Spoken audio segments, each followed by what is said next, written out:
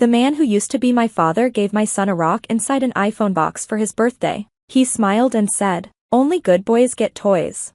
Everyone laughed, but 30 minutes later, no one was laughing anymore, especially after I said, "Go on, open it, buddy."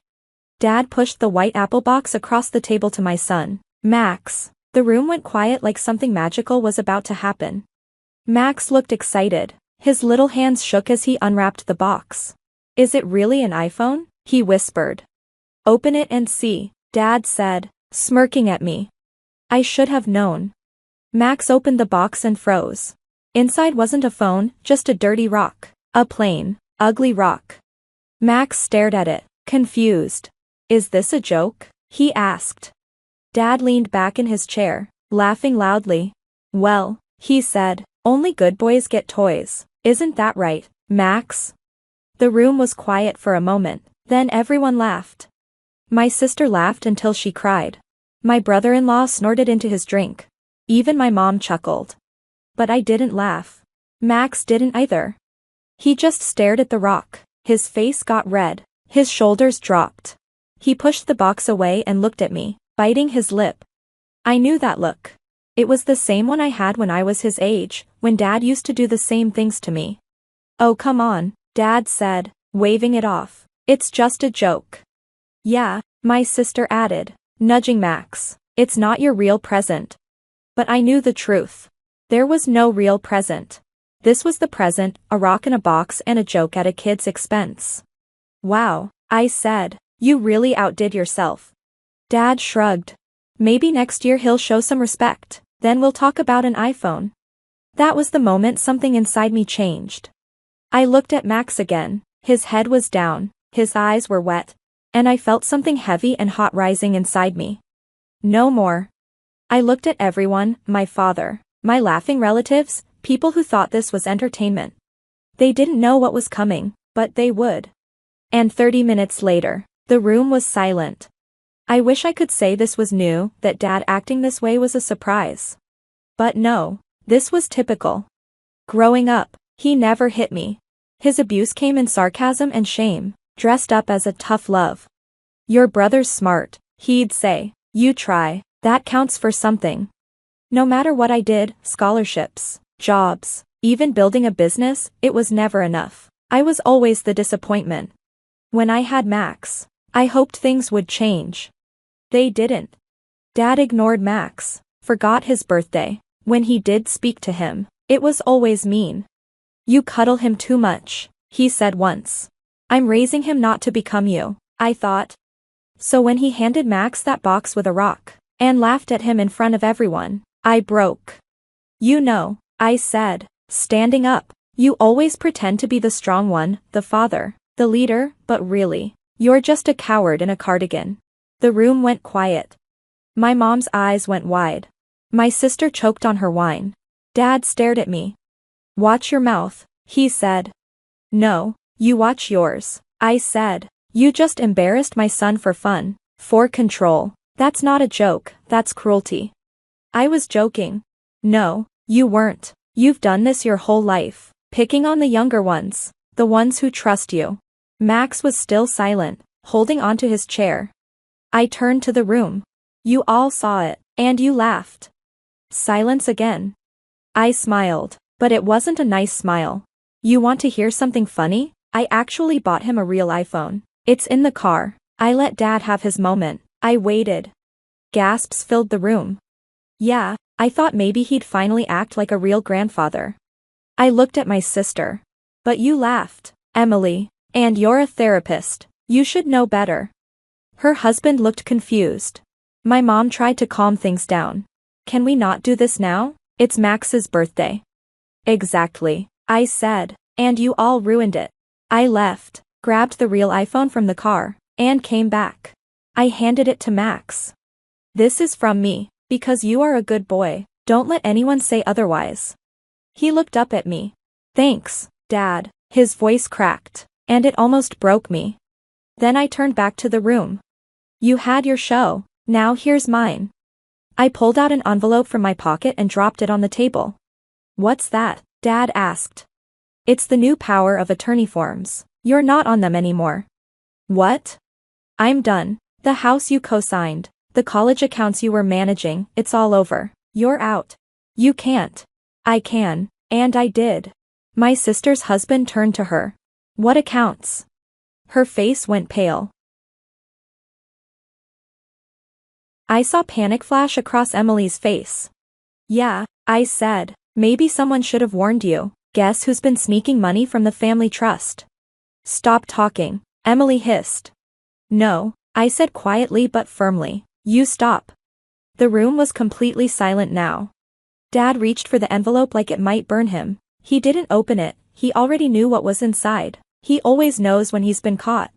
You're making a mistake, he said through clenched teeth. This isn't how family handles problems.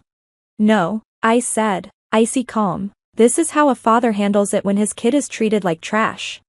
I turned to Emily. Let's talk about the money you took from Max's college fund. You told the bank I said it was okay.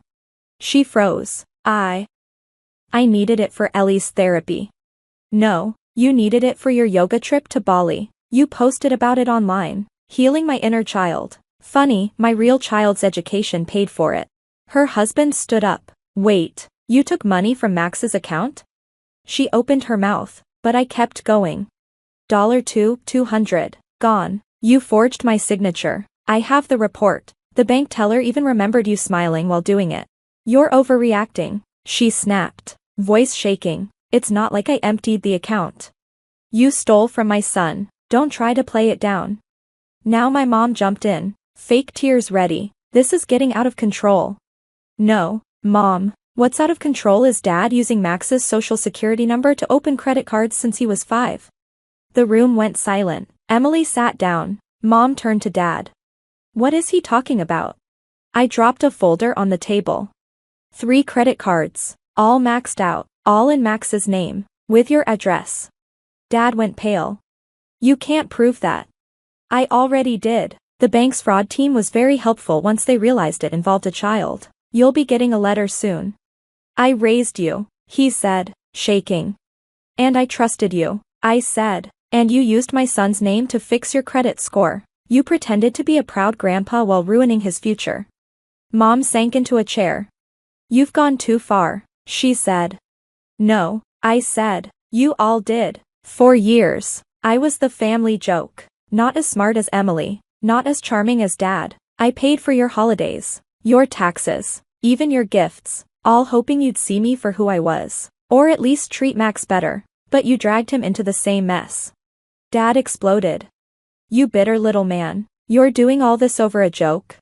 I laughed, raw, angry. No, I'm done pretending. This family broke a long time ago. I'm just showing everyone the truth. I pulled out my phone. What are you doing? Mom asked, panicking. Sending all this to my lawyer, and the bank's fraud team, and Child Protective Services, just in case they want to ask why my son's identity was used. Emily jumped up. You're insane. I looked at her. No, I'm finally sane. Max stood next to me, holding the real iPhone I'd given him. He took my hand. Can we go, Dad? His voice was small and steady. I nodded. As we walked out, Dad called after me. If you leave, don't come back. I stopped, turned around. You made that choice the second you laughed at my kid. Then I looked at the rest of them. I'm not your punching bag, I'm not your wallet, and I'm not your scapegoat. I'm his father. That's all I care about. And we left. Outside, in the cold, Max looked up at me and said something I'll never forget. I'm glad you're my dad. The fallout started fast. The next morning, a text from Emily, you went too far. Dad's furious. Mom won't stop crying. I didn't reply. By noon, the fraud department emailed. The investigation had started. At 3 o'clock, I got a call from a detective. Mr. Turner, this is Detective Ross from Financial Crimes. We'd like to schedule a formal statement about the identity theft. Boom. They thought I'd cool off, let it go. No, not this time. Within 48 hours, I filed a full report. I gave them everything, documents, screenshots, the birthday video where they all laughed at Max. They laughed at a child. They stole from him. Now we were going to court. A week later, Mom called. I let it go to voicemail. Please, let's fix this privately. Your father's not well. Emily's upset. Come over, we'll talk. I didn't listen to the rest. Then came a letter from Dad's lawyer. They were threatening to sue me for defamation.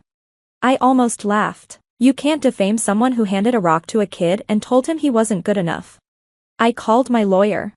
Let them try, she said. We'll crush them. She wasn't kidding. The trial was set for June. Civil court, fraud, identity theft, financial abuse of a minor. But for me, this wasn't just about justice, it was about the truth. Court day 1, packed room. Emily looked ghost pale. Dad wore his best suit. Mom wore sunglasses inside, classic drama. Their lawyer tried to call it a misunderstanding. Mr. Turner, he said, smiling, don't you think this is too much? I leaned in, steady. My son's name and future were used like a joke. Yeah, it's too much. That's why I'm here. The judge nodded. Let's begin. And we did. Day 2, financial records. Day 3, bank teller testimony. Day 4, security footage of Emily signing my name at the bank. She claimed I gave verbal permission. I had proof she lied. She crumbled on the stand. Then it was Dad's turn. They asked, did you open credit cards in your grandson's name? He hesitated. I don't remember. Wrong answer. The bank already confirmed it was his number used for verification. His signature matched. Game over. I played the final piece of evidence, a voicemail from my dad, recorded just 3 weeks earlier. It's just some credit cards, his voice said. He's a kid. He's not going to use the credit. What's the big deal? The courtroom went totally silent. Even my mom looked like she wished she could disappear. The judge gave the final ruling. Emily had to pay back the $2,200 she took from Max's college fund, plus a fine. Dad was fined too and put under investigation, not just for identity theft, but for elder fraud. The judge said the case should be sent to the district attorney. I was awarded $25,000 in damages. Most importantly, Max's credit was now locked and safe. The truth about my family was finally out in the open. As we walked out of the courthouse, Emily ran after me. You've destroyed this family, she said, angry. Do you even know what you've done? I looked at her calmly. No, you destroyed it. I just uncovered the mess. She didn't say anything, just stood there, shocked. Max looked up at me. Are we done now, Dad? Almost, I said. Just one last thing. That night, we went to the Apple store. I let Max pick out his own AirPods and a case. As we left, he whispered, it's not about the stuff. I know, I said, putting my arm around him. It's about respect. They used to call me a loser. Now they call me the only one who can save them. I thought it would be peaceful after the trial, a fresh start. But I was wrong. At first, things were calm. I focused on Max. Opened a new, protected college fund. Took him to Aikido. Read with him every night. He laughed more, slept better. That weight he used to carry in his shoulders, one I knew too well, was gone. But the past doesn't let go easily. The first sign came from my mom. She called at 6 a.m. Your dad's in the hospital, she said. Heart attack. He needs surgery. We can't afford it. The court took too much. He's asking for you. For Max. He regrets it, she said. Please just come see him. I hung up, and I didn't go. A week later, I got a letter from my aunt, one of the few family members who stayed out of everything. Inside was a newspaper clipping. Councilman Richard Turner hospitalized. Family struggles after legal issues. There was a GoFundMe link. Goal, $40,000. Raised, $3,200. Top comment, hope the son forgives him. Emily had donated $10. Her message, I hope he gets a second chance. As a father, as a grandfather. It was pathetic. A few days later, another call. Unknown number. It was my dad. I wasn't planning to answer, but something made me do it. Hey, son, he said. His voice was weak. I can't sleep. I think about what I did to Max. The rock. The look in his eyes. I thought it was funny, but it was cruel. Like I've always been. Long pause. I don't deserve forgiveness, but if you ever came by, I know it's not completely over, that maybe there's still hope. I answered him quietly. Max made a custom phone case. It says, "Only good boys get toys." That's clever, he said. I asked what it meant. He said it means bad grandpas don't get grandsons anymore. Then I hung up. I didn't call back. A week later, I found myself near the old strip mall, where the birthday joke had happened. And I saw them. My family. Dad in a wheelchair. Mom beside him. Emily passing out flyers. "Help Richard Turner, family matters most." I watched from across the parking lot. Emily saw me, her face lit up. She ran over. "You came. I knew you weren't as cold as you seemed." I didn't say anything. "We were wrong, but we're still family." "No," I said. "We were a group where love came with strings, and money was everything. Now the thing you worshipped, status, power, is gone." "This isn't about money," she said. "Then why does your flyer have a QR code instead of an apology?" She flinched. I walked back to my car. Max was sitting in the passenger seat, watching. When Emily saw him, she waved. Max didn't wave back. Didn't even blink. He looked at her like she was a stranger. That's when I realized he learned faster than I ever did. We drove away. In the mirror, I saw my dad trying to stand, his hand stretched out like he could pull me back in time. But we were already gone. That night, Max and I sat in our little living room with popcorn and a movie. "Do you miss them?" I asked. He paused. "I miss who they could have been," he said, "but I'm glad I have you." My throat tightened. He leaned on my shoulder. I put my arm around him. And for the first time ever, I wasn't the failure. I wasn't the loser. I wasn't the one holding everything together for nothing. I was the dad who showed up. The one who said enough. The one who broke the cycle. I didn't lose a family. I built a better one. The foreclosure notice felt like a slap across my face. I read it 3 times, my hands trembling as I stood in my parents' kitchen, surrounded by the granite countertops I'd paid for during their renovation. My name is Angelina, and 3 years ago I wrote a check for $400,000 to pay off this house. Now I'm staring at paper proof that it was all a lie. "Mom?" I called out, my voice eerily calm despite the storm brewing inside me. "Can you come here for a minute?" She appeared in her floral apron, flour dusting her hands, always baking, always trying to sweeten things up. "Mi amor, I'm making your favorite cookies." "What's this?" I thrust the notice toward her. The paper shook between us like a white flag of surrender. The color drained from her face. She wiped her hands on her apron repeatedly, a nervous tic I recognized from childhood. "Oh, that must be a mistake. The bank." "Don't." My voice cut through her excuse like a blade. "This notice has my signature on it, except I never signed anything." The kitchen fell silent except for the gentle hum of the refrigerator, another appliance I'd bought them when the old one died last summer. Every corner of this house held memories of my financial sacrifices. "Your brother needed help," she whispered, eyes downcast. "The new business. It was such a good opportunity." I laughed, but there was no humor in it.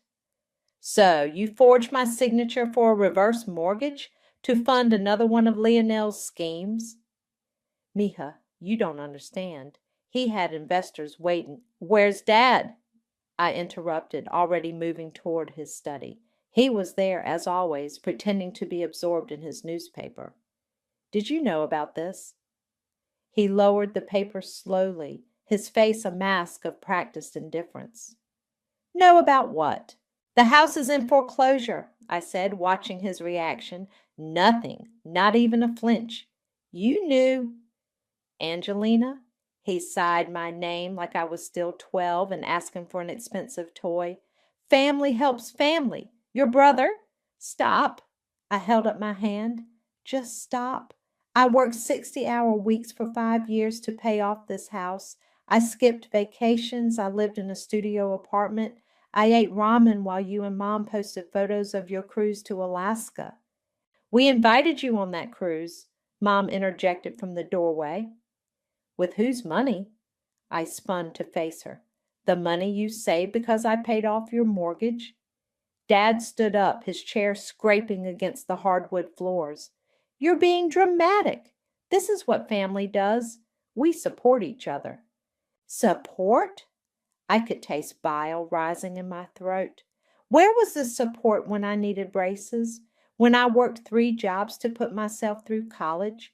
When Lionel dropped out of 2 universities you paid for? Your brother has vision, Dad defended. He needs consequences. The words exploded out of me. For once in his life, he needs to face reality instead of having you two clean up his messes. Mom started crying then, right on cue. The same tears that had manipulated me countless times before. How can you be so cruel? We raised you. We gave you everything. You gave everything to Lionel, I corrected her. I earned everything I have. And now you won't help us? Mom's voice rose, hitting that guilt-triggering pitch I knew so well. After everything we've done for you, the house will be gone in 30 days unless we can come up with the money. You have savings. You owe us this much. I stood there letting her words wash over me. All these years I'd craved their approval, their love, their recognition. I'd thrown money at the problem, hoping to buy what they gave Lionel freely. But standing in this house, my house, watching them defend fraud and theft, something inside me finally snapped. You're right, I said quietly, picking up my purse. I do owe you. Mom's face lit up with hope. So you'll help? I walked to the front door, my heels clicking against the tiles I'd selected 3 years ago. Each step felt like walking away from a lifetime of manipulation. No, Mom, you owe me, and I'm going to make sure you pay. I closed the door behind me, ignoring her calls. In my car, I pulled out my phone and dialed my best friend, Skylar. Hey, I said when she answered, remember when you said you'd help me if I ever needed a lawyer? I need one now, and I need you to be ruthless. They did what? Skylar's office chair squeaked as she leaned forward, her perfectly manicured nails drumming against her desk. Forged your signature? That's not just family drama, Angelina. That's criminal fraud. I slid the foreclosure notice across her desk. 3 hours after walking out of my parents' house, I sat in the sleek downtown law office where Skylar worked as a corporate attorney. The city skyline stretched behind her, a reminder of how far I'd climbed from my family's expectations. Look at the signature, I said. They didn't even try to make it look authentic. Skylar examined the document, her frown deepening. And this was all for your brother's latest venture? What was it this time? A crypto bar. I couldn't keep the bitterness from my voice, whatever that means. Probably another money pit like his NFT gallery or that virtual reality arcade. Both of which you warned them about, Skylar reminded me, reaching for her laptop. Give me a minute to look something up. My phone buzzed. Mom again, the 7th call in 2 hours. I declined it and watched another voicemail notification pop up. Here's something interesting, Skylar said, turning her screen toward me. The house is going to auction in 3 weeks. Fast-track foreclosure because of multiple missed payments. She paused, studying me. But that's not why you're really here, is it? I met her gaze. I want to buy it. The house? Through a shell company, I clarified, anonymously. I want them to lose it, and I want to be the one who takes it. Skylar leaned back, her expression thoughtful. That's cold. A smile crept across her face. I love it. We can set up an LLC today. I know a guy who handles auction properties. He can be our front man. My phone buzzed again. This time it was a text from Lionel. Hey sis, can we meet? Need to talk about Mom and Dad. Do it, I told Skylar, showing her the text. Because my dear brother is about to try his latest con, and I want everything in place before he does. 2 hours later, I sat across from Lionel at his favorite coffee shop. He looked exactly like someone who'd just burned through a house's worth of equity, designer clothes that had seen better days, expensive watch but scuffed shoes, that desperate gleam in his eyes. "You haven't been answering Mom's calls?" He started, stirring his third packet of sugar into his coffee. "Been busy," I replied. "Running a legitimate business takes time." He flinched at the emphasis but recovered quickly. "Look, I know you're probably upset about the house situation." "Probably? But I can explain everything." He leaned forward, voice dropping into that conspiratorial tone that had convinced so many investors to part with their money. "The crypto bar concept is revolutionary. We're talking blockchain-based drinks, NFT membership tokens, metaverse integration for you. Where's the money, Lionel?" He blinked. "What?" "The mortgage money. Where is it?" "It's tied up in development costs, but we're about to launch." "The truth," I cut him off. "For once in your life, tell me the truth." His facade cracked just for a moment. Fear flickered across his face before the smooth mask returned. "Things got complicated with some investors, but I'm handling it." My phone buzzed. A text from Skylar. "LLC paperwork filed. Auction is in 20 days. You're officially a shadow property mogul." "You know what's funny?" I said to Lionel, sliding my phone away. "I always wanted to be wrong about you. Every time you came up with a new scheme, I hoped this would be the one that proved me wrong." "Angie, don't call me that." I stood up, dropping a $5 bill on the table. "You didn't just steal from Mom and Dad. You stole from me. Remember that when everything falls apart." I was halfway to the door when he called out, "They asked me to. They said you owed the family this much." I kept walking, but my hands were shaking as I got into my car. My phone showed 3 more missed calls from Mom and a text from Dad. "Your mother is crying. Fix this." I started the engine and typed a quick response to Skylar. "Make sure the eviction notice goes out the day after the auction. No grace period." Her reply came instantly. "Ice cold, but they earned it. By the way, got a call from someone named Freya. Says she has info about where the money really went. Meeting her tomorrow." I smiled, thinking of the house I'd paid for, the house they'd stolen, the house I was about to take back. "Send me the details. I want to know everything." The auction room smelled like stale coffee and desperation. I watched through the video feed on my laptop as Skylar's associate, Jacoby, raised his paddle from my childhood home. My hands were steady as I sipped my tea in my office across town, maintaining my alibi while my revenge unfolded. "Going once at 420,000, the auctioneer droned. "Going twice." No other paddles went up. Of course not. I'd made sure the reserve price was high enough to deter regular buyers, but low enough to seem reasonable. The gavel fell with a crack that echoed through my speakers. "Sold to Knight Properties, LLC." My phone lit up immediately with Skylar's message. "Done. You're officially your parents' landlord." I was about to respond when another call came through. "Lionel." I answered, putting it on speaker while I typed instructions to Skylar. "Hey, sis." His voice was unusually tight. "You haven't been returning Mom's calls." "I've been busy," I replied, hitting send on the eviction notice template Skylar had prepared. "Unlike some people, I actually work for a living." "Look, about that." He cleared his throat. "I might have a solution for this whole mess. An investor wants to buy into the crypto bar concept. High net worth individual. Very interested."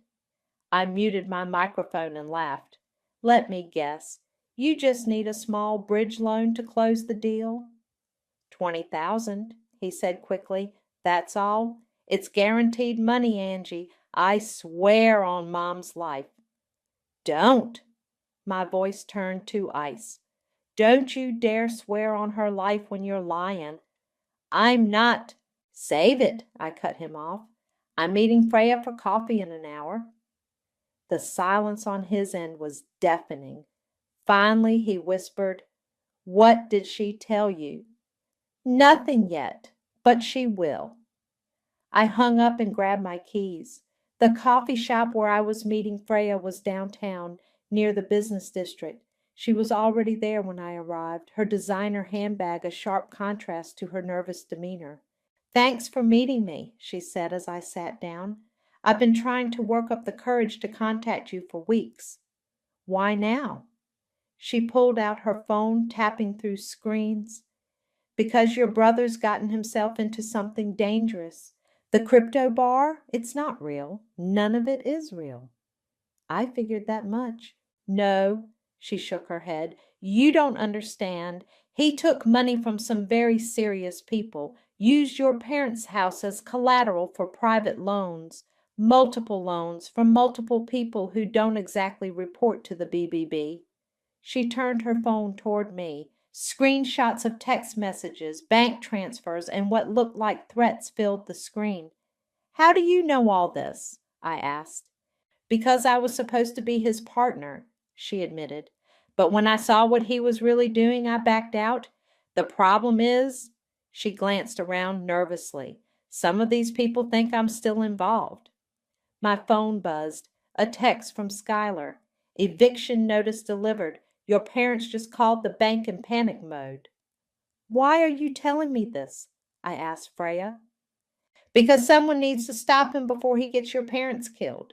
She stood up, grabbing her bag. Check your email. I sent you everything I have. Bank statements, loan documents, all of it. Just be careful who you show it to. After she left, I opened my email. The attachment showed exactly what she described. A web of loans, each one backed by the equity in my parents' house. My house. The house that was now legally mine again. My phone rang. Mom. Angelina, she was crying. Someone bought the house. We got an eviction notice. You have to help us. I can't, I said, scanning through Freya's documents. I warned you about Lionel. He's your brother. And I'm your daughter, I shot back. The one you stole from, the one whose signature you forged. We're going to be homeless, she sobbed. Is that what you want? Your own parents on the street? I thought about the guest house behind my home, the one I'd never told them about. The perfect place to watch karma unfold. You can stay with me, I said, my voice carefully measured. Temporarily, while you figure things out. Really? Hope crept into her voice. Oh, mi amor, I knew you'd help. Don't thank me yet, I interrupted. We'll discuss terms when you get here. And Mom, don't bring Lionel. He's not welcome in my home. I hung up and texted Skylar. They took the bait, moving to phase 2. Her response was immediate. You're either brilliant or terrifying, maybe both. Want me to draft the rental agreement? Yes, I replied. Make it ironclad. They're about to learn what it means to live under someone else's rules. My parents looked small standing in my foyer, their suitcases packed with whatever dignity they had left. Mom clutched her favorite Virgin Mary statue to her chest while Dad pretended to study my modern art collection, avoiding eye contact. The guest house is through here, I said, leading them through my kitchen to the back door. It's fully furnished. This is very nice of you, Mija, Mom ventured, her voice hopeful. Maybe we could all have dinner together tonight. I could cook. I have meetings. I unlocked the guest house door. Besides, we need to review the rental agreement first. Dad's head snapped up. Rental agreement? We're your parents. Exactly why we need one. I pulled the document from my bag. Skylar drew it up. Month-to-month lease, utilities included, market rate. You're charging us rent? Mom's voice cracked. After everything you've done? I finished for her. Yes, exactly because of that. Before they could argue, my phone rang. Unknown number. Hello? Is this Angelina? A gruff male voice. I'm looking for Lionel. Your parents' address is empty. My spine stiffened. Who is this? Someone your brother owes money to. A lot of money. A pause. Tell him Marcus called. He'll know who I am. The line went dead. I looked at my parents, who were pretending not to have heard the conversation. Who's Marcus? Mom busied herself arranging her statue on a shelf. Dad suddenly found his shoes fascinating. Fine. I dropped the rental agreement on the counter. Sign it by tonight or find somewhere else to stay. And when Marcus shows up here looking for Lionel, I'm calling the police. I was halfway to my house when Mom called out. He just needed a chance. Why couldn't you give him that chance? I turned slowly. A chance? Like the chances you gave him when you paid for 3 colleges he dropped out of? Or the chance with my house? How many chances should he get, Mom? You don't understand. No, you don't understand. My voice echoed across the backyard. Every time you clean up his messes, you make them bigger, and now you've dragged dangerous people into it. Dad stepped forward. We'll handle Marcus. You don't need to worry about. Handle him how? I pulled out my phone, showing them Freya's documents. With what money? Because according to these, Lionel took out loans from at least 3 different private lenders, all using my forged signature and your house as collateral. They stared at the screen, faces paling. That's not possible, Mom whispered. I have the proof. Bank transfers, loan documents, everything. I tucked my phone away. Sign the lease. Stay here where it's safe. But understand this. I'm done fixing his problems. Later that evening, my doorbell rang. Through the security camera, I saw Lionel looking more disheveled than ever. Go away, I said through the intercom. Please, Angie, Marcus is looking for me. I just need money, I laughed. No, not money. A place to hide, just for a few days. Like Mom and Dad are hiding in my guest house? I watched him flinch. How many people are looking for you, Lionel? He ran his hands through his hair. I can explain everything. Save it for Marcus. I turned off the intercom and watched him pound on my door for another minute before giving up. My phone buzzed with a text from Freya. Marcus showed up at my apartment. I told him everything. Police are involved now? Good. Let the dominoes fall. Another text came through, this time from Skylar. Your parents signed the lease. Want me to start the next phase? I walked to my kitchen window, looking out at the guest house. Mom was at the window, probably hoping I'd change my mind about dinner. Dad sat in the garden chair, staring into space. They looked old, defeated. Part of me ached to comfort them, to be the good daughter they never appreciated.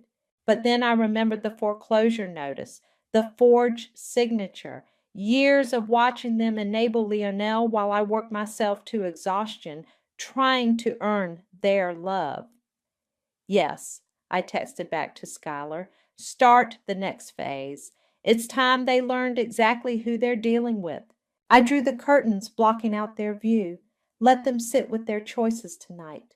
Tomorrow they'd learn that their new landlord, the one who bought their house at auction, was scheduling an inspection, and I would watch as they realized just how completely I controlled their fate. My phone lit up one last time, another unknown number. Tell Lionel he has 24 hours. Clock's ticking. I forwarded the message to my brother with one addition. Time's up. The police car's lights painted my driveway in alternating red and blue. 2 officers stood in my living room while Mom sobbed on my couch. Dad paced by the window, and I maintained my carefully crafted mask of concern. And you haven't heard from your brother in how long? Officer Rivera asked, flipping through her notepad. 3 days, I replied. Not since he showed up here asking to hide from someone named Marcus. Marcus Torres, her partner added. Known loan shark. We've been building a case against him for months." He turned to my parents. "Your son borrowed quite a bit of money from some dangerous people." Mom's sobs grew louder. "But he's a good boy. He needed consequences," I cut in, "and now he has them."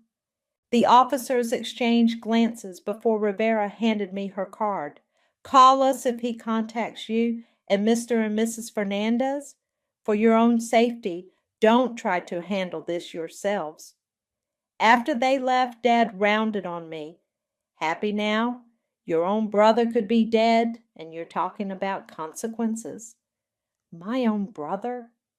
I stood up, anger finally cracking through my composure. Where was this family loyalty when he stole my house, when he forged my signature, when he— A sharp knock at the door interrupted me. Through the peephole, I saw Schuyler in her most professional outfit. "Perfect timing," I muttered, opening the door. "Good evening," she announced, "all business. I'm here representing Knight Properties, LLC, for the scheduled inspection." Mom stopped crying immediately. "Inspection? Now?" "Yes, now." Schuyler consulted her tablet. "As per Section 8 of your lease agreement, the property owner has the right to inspect the premises with 24-hour notice, which was provided yesterday." "But it's 9 at night," Dad protested. "The notice didn't specify a time," I said smoothly. "And as your daughter's guest house is on private property, normal business hours don't apply." Schuyler led us all to the guest house, where she photographed every room, made notes about non-existent violations, and generally made my parents increasingly uncomfortable. "The property owner has concerns about unauthorized occupants," she said, photographing Dad's reading glasses on the coffee table, "particularly given the recent police presence." "Unauthorized?" Mom's eyes widened. "You mean Lionel? But he's never even been here." "Nevertheless," Schuyler continued, "any unauthorized occupants would constitute a breach of lease and result in immediate eviction." Dad's face reddened. "This is ridiculous." "Angelina, tell her—" "Tell her what?" I interrupted. "That you deserve special treatment? Like the special treatment you gave my signature on that mortgage?" Before he could respond, both our phones buzzed with breaking news alerts. I opened mine first, reading aloud. "Local entrepreneur arrested in cryptocurrency investment scheme.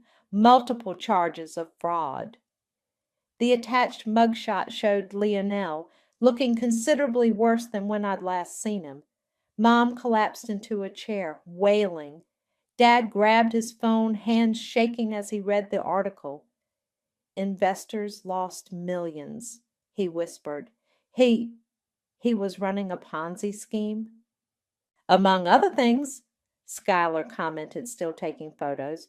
"The property owner will be very interested in this development." My phone rang. Freya. "Turn on channel 7, she said without preamble. "They're interviewing Marcus." I grabbed the remote, switching on the guest house TV. There he was, the man who'd been threatening my brother, now wearing a suit and speaking calmly to reporters. "Mr. Torres, you're saying you were also a victim of this fraud?" "Absolutely," he replied smoothly. "Like many others, I was deceived by Mr. Fernandez's elaborate schemes. I'm cooperating fully with authorities to ensure justice is served." Mom lunged for the remote, but I held it away. "You need to watch this," I said coldly. "All of it." The reporter continued. "Sources say the scheme involved forged documents, including signatures from family members. Any comment?" Marcus smiled grimly. "I think those family members deserve justice too." I turned off the TV. The silence in the guest house was deafening. "The property owner will require an additional security deposit," Schuyler announced into the quiet, "given the circumstances." "We don't have any more money," Dad admitted, his pride finally cracking. "Then perhaps alternative arrangements should be considered." Schuyler gathered her things. You have 48 hours to either provide the additional deposit or vacate the premises." After she left, Mom turned to me, tears streaming down her face. "Please, Angelina, help us talk to the owner. You're good with business, with people. Maybe you could—" No, I headed for the door. "I'm done fixing your problems. You have 48 hours to figure out your next move. Choose wisely." I left them there, surrounded by the wreckage of their choices, and walked back to my house. Tomorrow they'd learn exactly who owned their fate. But tonight I let them sit with the knowledge that their golden child had finally run out of chances. I found Mom in my kitchen at 3 a.m., methodically scrubbing my already clean counters. The sound had woken me, but I stood watching her for a moment, remembering all the times I'd seen her stress clean throughout my childhood. "Couldn't sleep?" I asked, making her jump. "Mija," she whispered, clutching the sponge, "I was just— Your kitchen was—" "My kitchen was spotless." I moved to the coffee maker. "Want some?" She nodded, sinking into a bar stool. We waited in silence as the coffee brewed, the machines gurgling the only sound between us. "I used to do this when you were little," she said suddenly. "Clean at night, worry about money." "I remember." I poured 2 cups. "I also remember getting my first job at 15 to help with bills while Lionel got a new gaming system for Christmas." She flinched. "We wanted him to focus on school." "While I focused on surviving." I pushed her coffee across the counter. "Do you know what Aunt Eva told me when I was 17? Mom stiffened at my aunt's name. They'd had a falling out years ago over— surprise, Lionel. She said, 'Angelina, some parents treat their daughters like emergency funds and their sons like investment accounts.'" I took a sip of coffee. I didn't understand what she meant back then, but I do now. "That's not fair," Mom protested weakly. "We loved you both." "Differently," I finished. "You loved us differently. You loved him more." "No." She stood up, coffee forgotten. "Everything we did was for both of you. When we came to this country, we had nothing. We wanted you both to have everything. But only one of us had to earn it." She collapsed back onto the stool, aging decades in seconds. "We were proud of you, so proud. You were strong, independent. Lionel, he needed us more." "He needed consequences," I corrected. "And now he's in jail because you never gave him any." My phone buzzed. A text from Skylar. "Paperwork ready for tomorrow's reveal. Sure you want to do this?" "What are you looking at?" Mom asked, trying to peek at my screen. I pulled up the news instead, showing her Lionel's mugshot. "Your investment account is trending, not in a good way." She started crying again, but this time I didn't feel the usual urge to comfort her. "The police said— They said he might serve real time. Years. My baby." "Your baby stole millions," I said flatly. "He forged documents. He threatened people. He made mistakes," she shouted. "Like we all do. Even you, mi amor. Even you make mistakes." I stood up slowly. "My mistakes? You mean like working myself half to death to give you and Dad a house? Like trying to protect you from Lionel's schemes? Like whatever game you're playing now?" Her eyes narrowed. "You think I don't see it? The mysterious property owner, the lawyer friend, the timing. You're punishing us." For the first time I saw real anger in her eyes, not manipulation, not guilt-tripping, but genuine rage. "You're right," I said quietly. "I am." She recoiled as if I'd slapped her. "What?"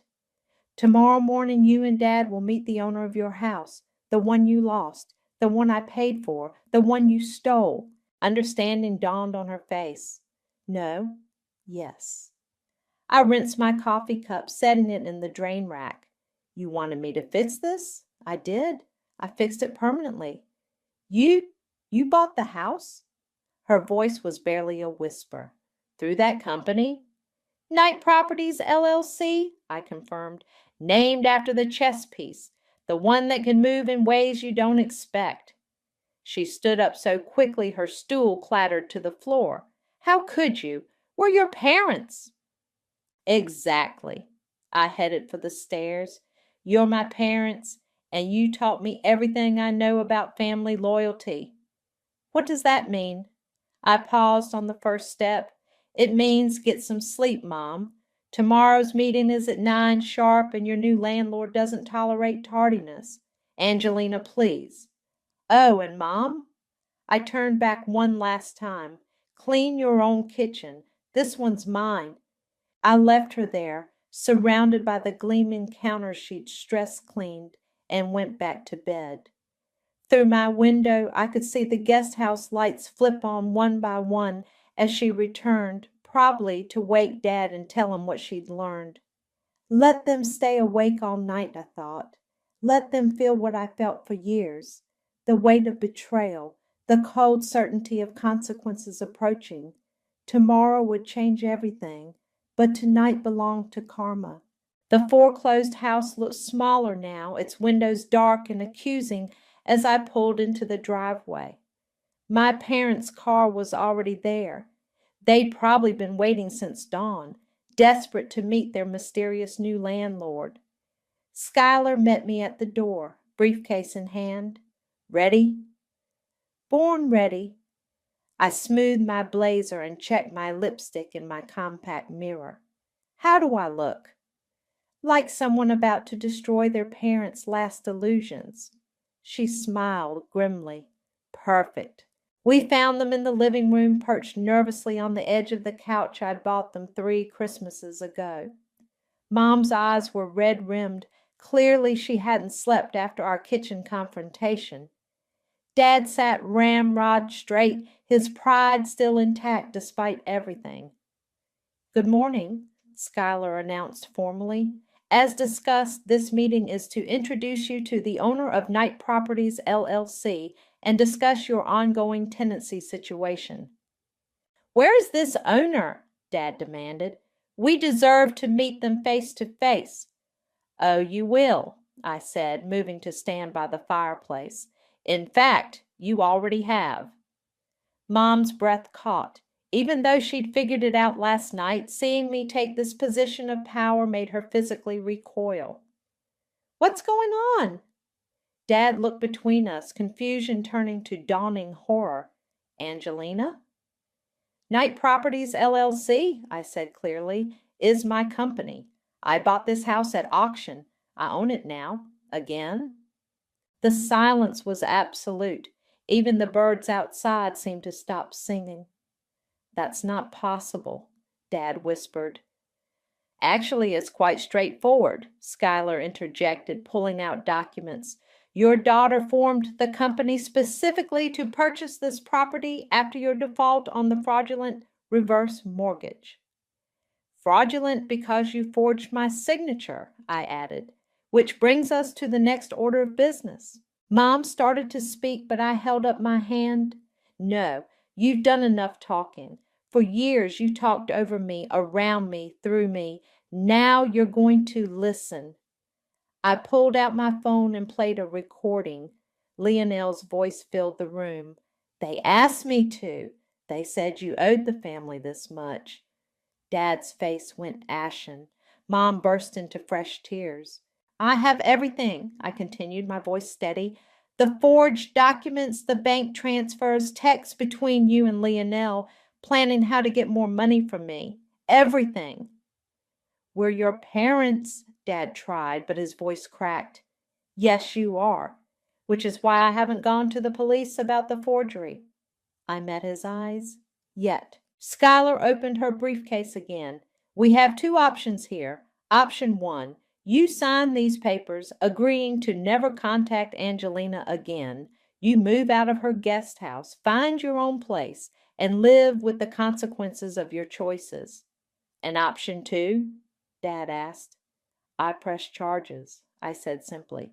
"For fraud, forgery, conspiracy, all of it. You can join Leonel in jail." "You wouldn't," Mom gasped. "Your own parents." "Try me." I placed both documents on the coffee table. choose. Dad reached for the papers with trembling hands. We don't have anywhere to go. That sounds like a you problem, I replied, using the same words he'd said to me when I needed help with college tuition. You have 1 hour to decide. I turned to leave, but Mom's voice stopped me. You really are just like us. I looked back. What?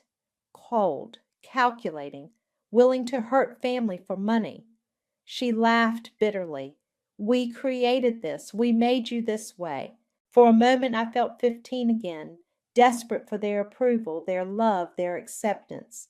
Then I remembered why we were here. No, Mom, you didn't make me this way. You made me strong, independent, capable of protecting myself, even from you. I straightened my shoulders. I learned to be cold because you were never warm unless I was useful. Mija. 1 hour, I cut her off. Sign the papers or I call the police. And Mom, don't ever call me Mija again. Outside, the morning sun was bright and unforgiving. Schuyler followed me to my car. That was intense, she said. You okay?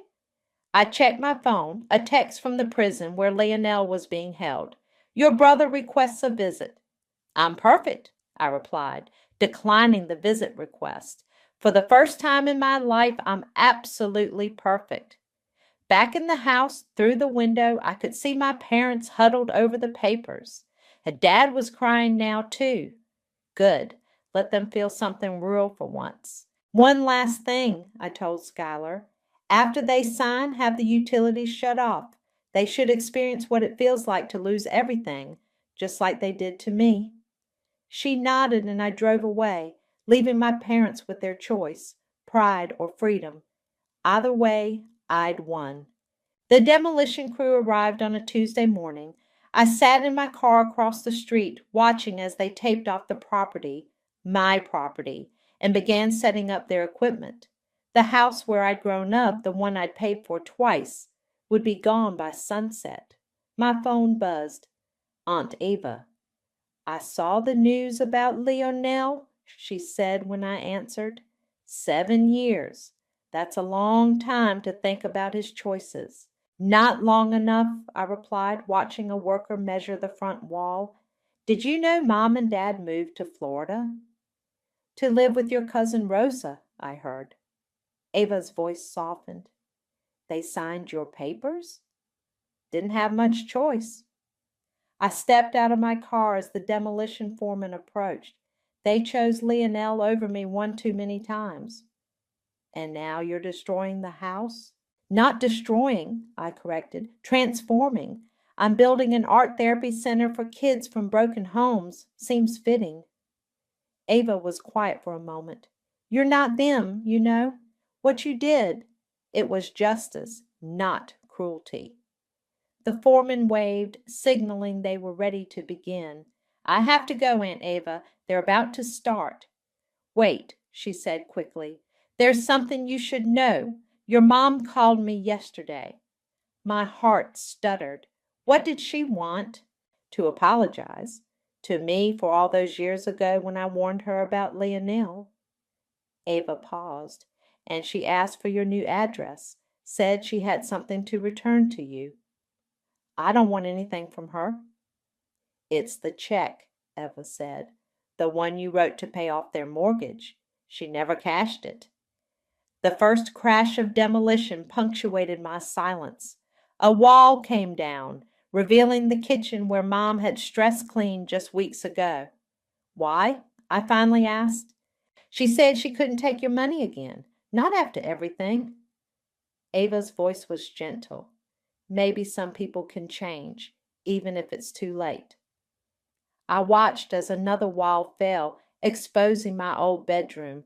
The paint was still the same shade of blue I'd chosen at 16. It's not about the money anymore, I said. It never was. I know, sweetheart, I know. After hanging up, I walked closer to the house. Through the settling dust, I could see the spot where Dad had marked our heights on the wall, the window where Mom used to wave goodbye every morning, The stairs where Lionel and I had once played pirates. My phone buzzed again, a text from Skylar.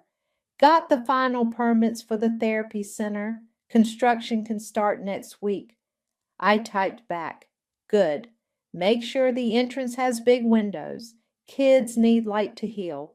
The demolition continued methodically, erasing my childhood piece by piece. A worker emerged from the debris holding something. Mom's Virgin Mary statue, somehow unbroken. Want to keep this? He asked. I took it, feeling its familiar weight. Mom had left it behind in the guest house, along with the unsigned check I'd written years ago. Her final message, perhaps. She understood the cost of redemption. The statue's eyes seemed to watch me, judging or forgiving. I couldn't tell which. On impulse, I took a photo and sent it to Aunt Ava with a message. Tell Mom I'm keeping it. Some things shouldn't be demolished. Ava replied instantly, Want me to give her your address? I watched the last wall fall, taking with it all the memories, good and bad, that had shaped me. No, I wrote back, but tell her about the therapy center. Tell her some good will come from all this. My phone lit up with a call from the prison. Lionel again. This time I answered. What? I heard about the house, he said quietly, about what you're building. Yeah, well, someone should help kids who had childhoods like mine. He was silent for a long moment. I'm sorry, Angie. I know it doesn't fix anything, but I'm sorry. I looked at the Virgin Mary statue in my hands, then at the cleared lot where my house had stood. Tomorrow, trucks would come to haul away the debris, making room for something new, something better. You're right, I said. It doesn't fix anything, but it's a start. I hung up and placed the statue in my car. The demolition crew was packing up, their work complete. Where my childhood home had stood, there was now only empty space, room for new foundations, new walls, new beginnings. I hadn't burned the house down. I cleared the way for something stronger to grow in its place. Maybe that was the best revenge of all. Not destruction, but reconstruction. Not pain, but purpose. The sun was setting as I drove away, casting long shadows across the empty lot. In my rearview mirror, the Virgin Mary watched over it all, her expression neither judging nor forgiving, but simply witnessing the end of one story and the beginning of another. The day I decided to destroy my family started like any other, with my brother Flynn eating my food and complaining about it. I stood in the kitchen, watching him devour the lunch I'd meal prepped for work, while he scrolled mindlessly through his phone. You always buy the wrong kind of mayo, he said through a mouthful of my sandwich. I'm Vera, and at 32, I own this house.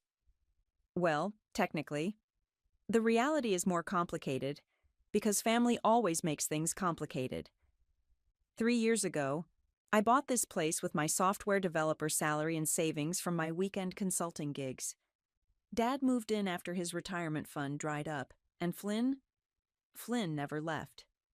That's because I buy the light mayo. For my sandwiches. Which that was. He shrugged, reaching for the second half. You can make another one.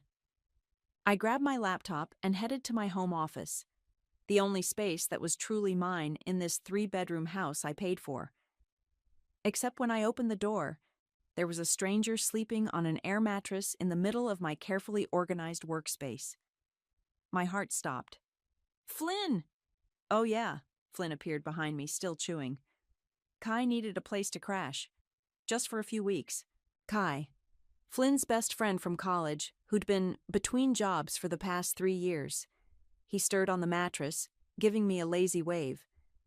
You can work in the hallway, Flynn said, as if he was doing me a favor. There's that little table by the window. I turned to him, my voice barely controlled. This is my office. I have meetings, client calls. I need privacy. Don't be dramatic. Flynn rolled his eyes. Kai's going through some stuff. He needs a proper room. And I need my workspace. The workspace in my house. The house I bought. What's all this shouting about? Dad emerged from his room, looking irritated. He'd probably been watching TV all morning, like usual. Vera's being selfish about her office, Flynn said before I could speak. Kai needs a place to stay. Dad's face hardened. Really, Vera? After everything this family's been through? Everything this family's been through. Right. Like me working 60-hour weeks to keep us afloat. Like me covering Dad's medical insurance. Like me paying for Flynn's car repairs last month. I have meetings, I repeated, hating how small my voice sounded. Client calls. I can't work from the hallway. Sure you can, Dad snapped. Stop being difficult. Family helps family. Kai isn't family. He's like a brother to Flynn, Dad said. And you're being ridiculous. Just grab your laptop and work somewhere else. You're good at adapting. You always have been. I looked at my father. Really looked at him. The man who hadn't hugged me since Mom died. Who never once said he was proud of me. Who watched me work myself to exhaustion while telling Flynn to find his passion. Fine, I said quietly. I'll work in the hallway. They both smiled, satisfied. Problem solved. Difficult daughter managed. I walked to the hallway table, a wobbly IKEA piece I'd assembled myself, and opened my laptop. Behind me, I heard Flynn and Dad discussing what to order for dinner. On my card, naturally, my fingers hovered over the keyboard. Instead of opening my work emails, I opened Google and typed, "How to sell house quickly." The first result was an ad. Cash buyers, fast closing, no questions asked. I clicked it. My phone buzzed. A text from my coworker, Cassandra. Meeting in 5. You joining virtually? I typed back. Yes.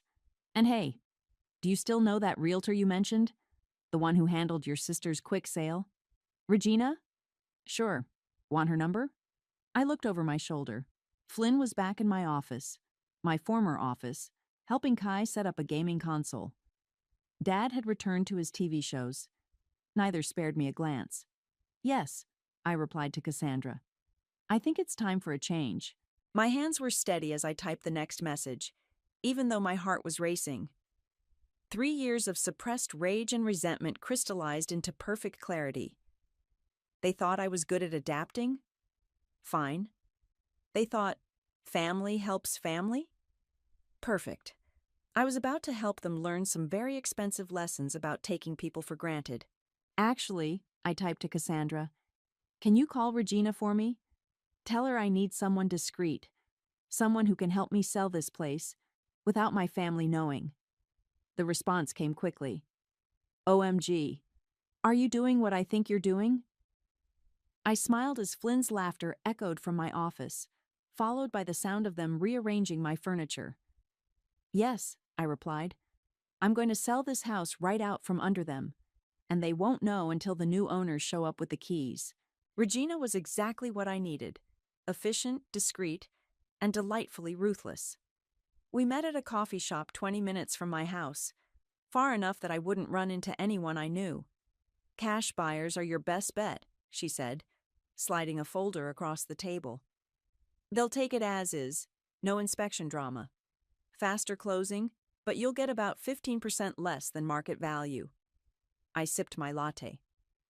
How fast are we talking? 2 weeks, maybe less. She studied me over her glasses. Your coworker Cassandra mentioned there might be occupancy issues. You could say that. The buyers I have in mind specialize in complicated situations. They'll handle the eviction process legally, with police present if needed. She paused. But you should know. Once you sign those papers, there's no going back. Your family will be legally required to leave immediately. The cafe door chimed. I glanced up to see a young couple with a baby, looking happy, normal. The kind of family that probably said, I love you, and meant it. My phone buzzed. A text from Flynn. We need more groceries. Also, Kai finished the last of your coffee. I turned back to Regina. Where do I sign? The next 2 weeks were a masterclass in acting normal. I worked from my hallway table, took my calls outside, and pretended not to notice when Kai and Flynn turned my office into their personal gaming cave. They even hung up their stupid neon beer signs on my walls. "Your brother's friend seems settled in," Cassandra commented during our lunch break. We were sitting in her car, parked behind the office building. It had become our daily planning spot. "Oh, you have no idea," I said, scrolling through apartment listings on my phone. "Yesterday, they asked me to chip in for a bigger TV for their room." "Their room?" Cassandra nearly choked on her sandwich. "Girl, please tell me you said no." I said I'd think about it. Then I called Regina and asked her to expedite the paperwork. My phone buzzed again. Dad this time. "Power bill is higher than usual. Can you handle it before the weekend?" Cassandra read the text over my shoulder and shook her head. They really have no idea, do they? Nope. I opened my banking app and scheduled the payment. One of the last bills I'd ever pay for that house. They think I'm their personal ATM with an endless supply of patience. That evening, I came home to find Kai and Flynn sprawled on the living room couch, surrounded by empty pizza boxes. My pizza boxes. From my freezer. "Hey sis," Flynn called out. "We're thinking of having some people over this weekend. You cool with that?" I stepped over their mess. "Sure, whatever you want." "See?" Flynn turned to Kai. "Told you she's chill when she's not being weird about her office." I smiled and headed to the hallway table. My laptop was open to Regina's email. Buyers signed. Closing in 3 days. Final walkthrough tomorrow while occupants are home. Remember to act surprised. Right on cue, the doorbell rang. "I'll get it," I called out, my heart racing. Probably just a delivery. Regina stood there with a clipboard, looking professional and stern. "Good evening. I'm from Metropolitan Reality. We're doing a standard neighborhood assessment. May I come in?" Flynn and Kai didn't even look up from their game. Dad was napping in his room. I led Regina through the house, watching her take notes and photos. "Perfect," she whispered when we reached the kitchen. "Buyers will be pleased. You're sure about this?" I glanced at the living room, where Flynn was explaining to Kai how I'd probably buy them that TV if they played their cards right. "Absolutely sure." Later that night, my phone lit up with a final text from Regina. "Papers ready. Closing on Friday? Police will accompany new owners at 2 p.m. Suggest you be elsewhere." I looked around my hallway workspace, at the house I'd bought with such hope, at the family that had taken everything and called me selfish for wanting just one room to myself. "Confirmed," I typed back. "I'll be gone by noon." Another text came through, from Flynn. "Hey, can you grab more pizza on your way home tomorrow? The good kind this time?" I stared at his message for a long moment, then typed, "Sure, whatever you want. 3 more days. Just 3 more days, and they'd learn what happens when you push someone too far." I closed my laptop and headed to my room, the smallest bedroom, because Flynn had claimed the master bedroom needed his gaming setup. As I passed my old office, I heard Kai and Flynn laughing about something. "Don't worry," I whispered to myself. "Laugh while you can. Friday's forecast calls for a major reality check. The storage unit I rented was small, but it was mine. No freeloading brothers, no entitled friends, no disapproving fathers, just clean, empty space waiting to be filled with the pieces of my life I wanted to keep. I started with photos of Mom. Those were non-negotiable. She died when I was 15, and sometimes I wondered if that's when everything started falling apart. Dad checked out emotionally. Flynn became the golden child who could do no wrong, and I became the responsible one. "What are you doing?" Flynn's voice made me jump. I quickly shoved the photo album under some papers. "Just organizing," I said, gesturing to the stack of work documents I'd prepared as cover. "Spring cleaning." He leaned against the hallway wall, watching me work. "Remember when Mom used to make us clean our rooms every Sunday?" "Yeah," I said quietly. "I remember.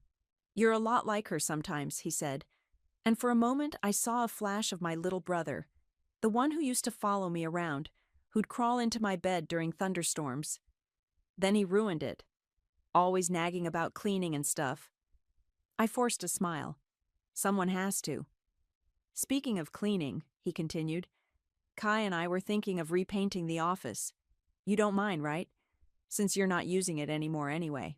My office. The one I'd painted myself in soft blues and grays. The one with the perfect morning light. Sure, I said. Whatever you want. He grinned and disappeared back into my former sanctuary. I heard Kai's voice. Told you she wouldn't care. I waited until they were absorbed in their game before slipping out to my car, driving to the storage unit with another box of essentials. Each trip felt like releasing a breath I'd been holding for years. That evening, Dad cornered me in the kitchen. The dishwasher's making that noise again. I'll call someone, I said automatically, reaching for my phone. Good. Oh, and Flynn mentioned you're okay with them repainting upstairs? I nodded, not trusting myself to speak. That's mature of you, he said, and for a second I thought he might actually praise me. You're finally learning to share. Your mother would be proud. The mention of Mom hit like a slap. Don't. Don't what? Don't use Mom to manipulate me. She wouldn't be proud of this situation. He drew himself up, offended. What situation? Family helping family? Is that what this is? I gestured around the kitchen. Because from where I'm standing, it looks more like family taking advantage of family. Oh, here we go again, he threw up his hands. Poor Vera, always the victim. You know, your brother and I were just saying the other day, you'd never survive without us. Who else would put up with your constant complaining? I heard laughter from upstairs. Flynn and Kai, probably planning what color to paint over my carefully chosen walls. Dad was still talking, something about gratitude and family obligations, but I'd stopped listening. My phone buzzed. A text from Regina. Paperwork processed. Keys cut. Everything on schedule for Friday. You're not even listening, Dad snapped. This is exactly your problem.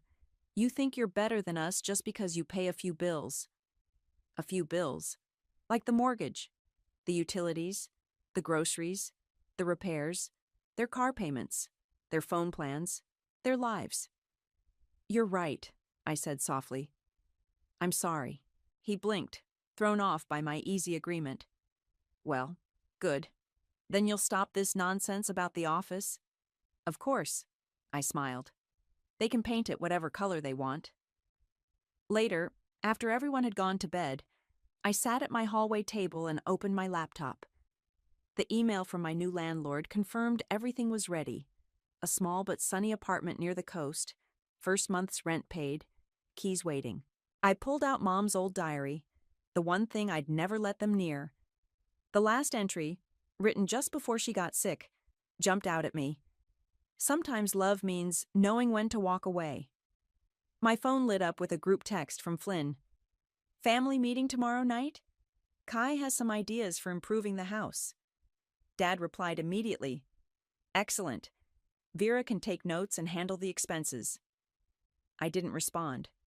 Instead, I opened my calendar and created an event for Friday at 2 p.m. Freedom. 3 more days of nodding and smiling. 3 more days of whatever you want. 3 more days until they learned that sometimes family doesn't help family. Sometimes family teaches family a lesson they'll never forget. I closed Mom's diary and whispered to the empty hallway. I hope you understand, Mom. Sometimes love means choosing yourself. The credit card notification popped up on my phone during a work meeting. $847 at GameStop. I hadn't been to GameStop in years. Everything okay? Cassandra whispered as I stared at my screen. We were sitting in the conference room, supposedly listening to quarterly projections. I showed her my phone. Her eyes widened. Oh, hell no. After the meeting, I drove home early, my hands tight on the steering wheel. The GameStop bags were still on the living room floor when I walked in. New console, 4 games, 2 controllers. Flynn! My voice echoed through the house. Get down here. He appeared at the top of the stairs, already defensive. What's your problem? I held up my phone. Want to explain this? Oh, that. He shrugged. I still had your card info saved from when you let me buy groceries. We needed something to do while job hunting. Job hunting?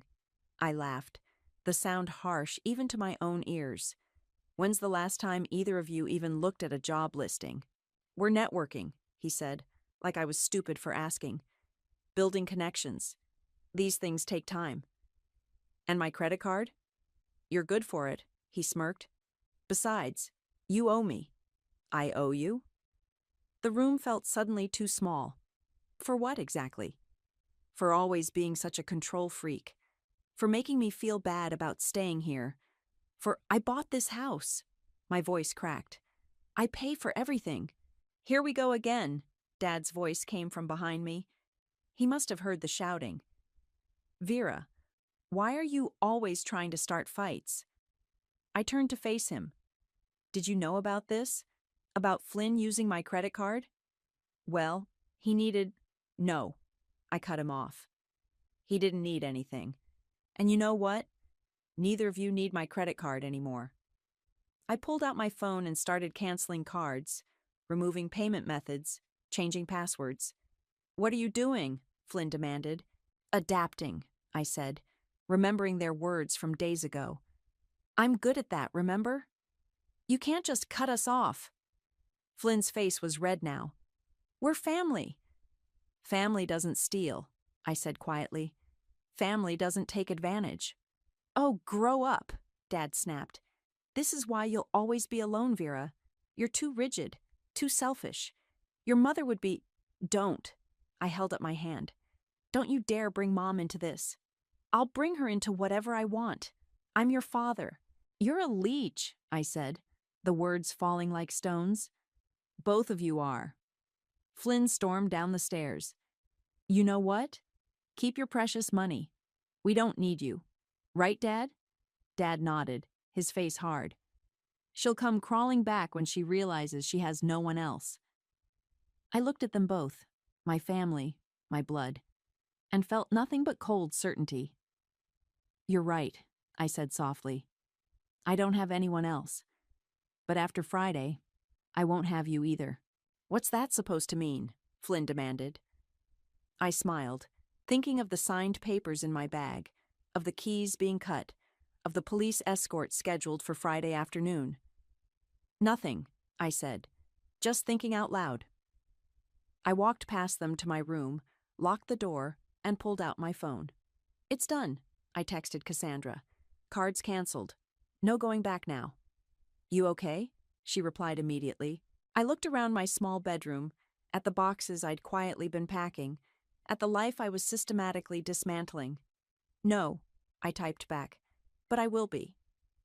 That night, I heard them in the kitchen, their voices carrying through the vents. She's bluffing, Flynn was saying. Where would she even go? Nowhere, Dad replied confidently. She needs us more than we need her. Always has. I pulled out the last photo I had of all of us together, taken the day I got the keys to this house. We were smiling, Dad's arm around my shoulders, Flynn giving a thumbs up. I'd been so proud, so sure this was the right thing to do. I struck a match and held it to the corner of the photo, watching as the flames ate away our fake smiles, our false unity. Then I flushed the ashes down the toilet. Tomorrow, I'd go to work like nothing had changed. I'd nod and smile and say, whatever you want, one last time. But in less than 48 hours, they'd learn exactly where I could go and exactly how wrong they were about who needed who. The final signatures felt surreal. I sat in Regina's office, watching as she notarized the last document. The house wasn't mine anymore. Just like that. Congratulations, Regina said, sliding the papers into a folder. You're officially free. My phone buzzed. Flynn asking where the spare key was. He'd locked himself out again. I ignored it. The new owners will arrive tomorrow at 2 p.m. sharp, Regina continued. Police escort is confirmed. Are you sure you don't want to be there? I shook my head. I've got other plans.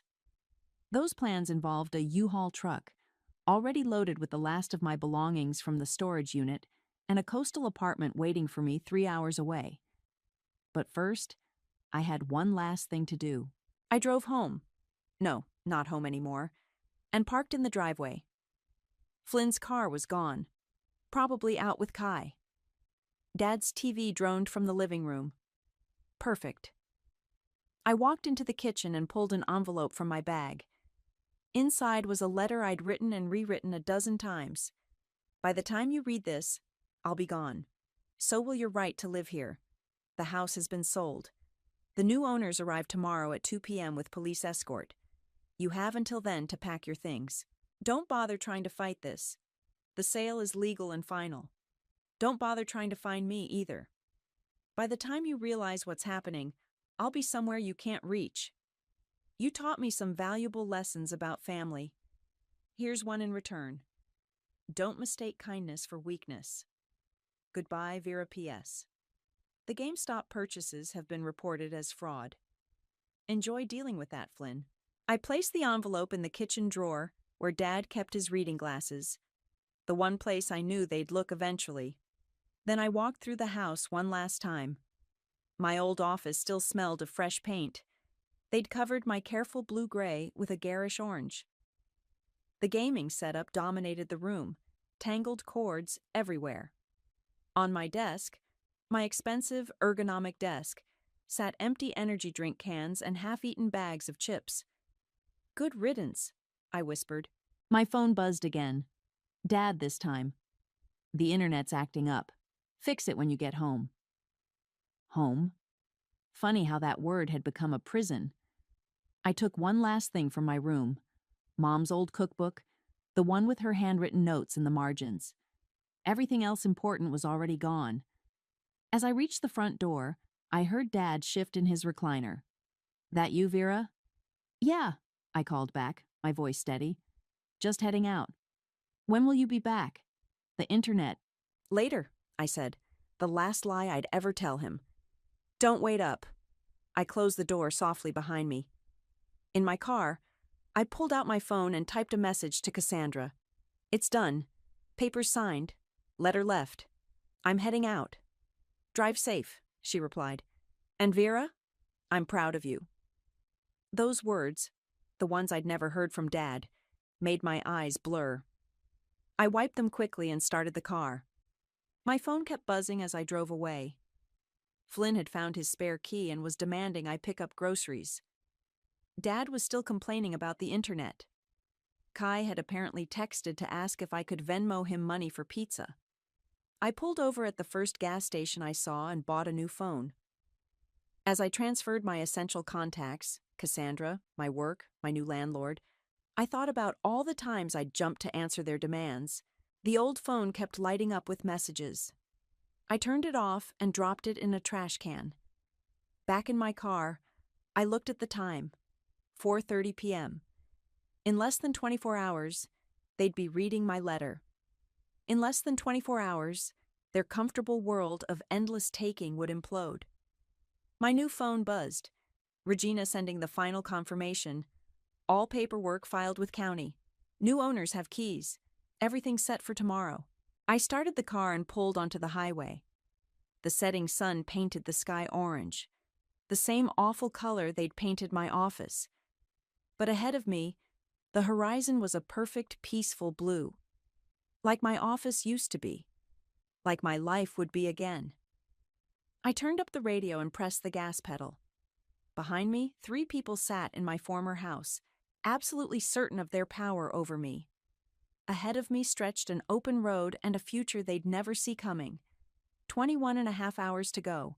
The cafe's window seat gave me a perfect view of the ocean.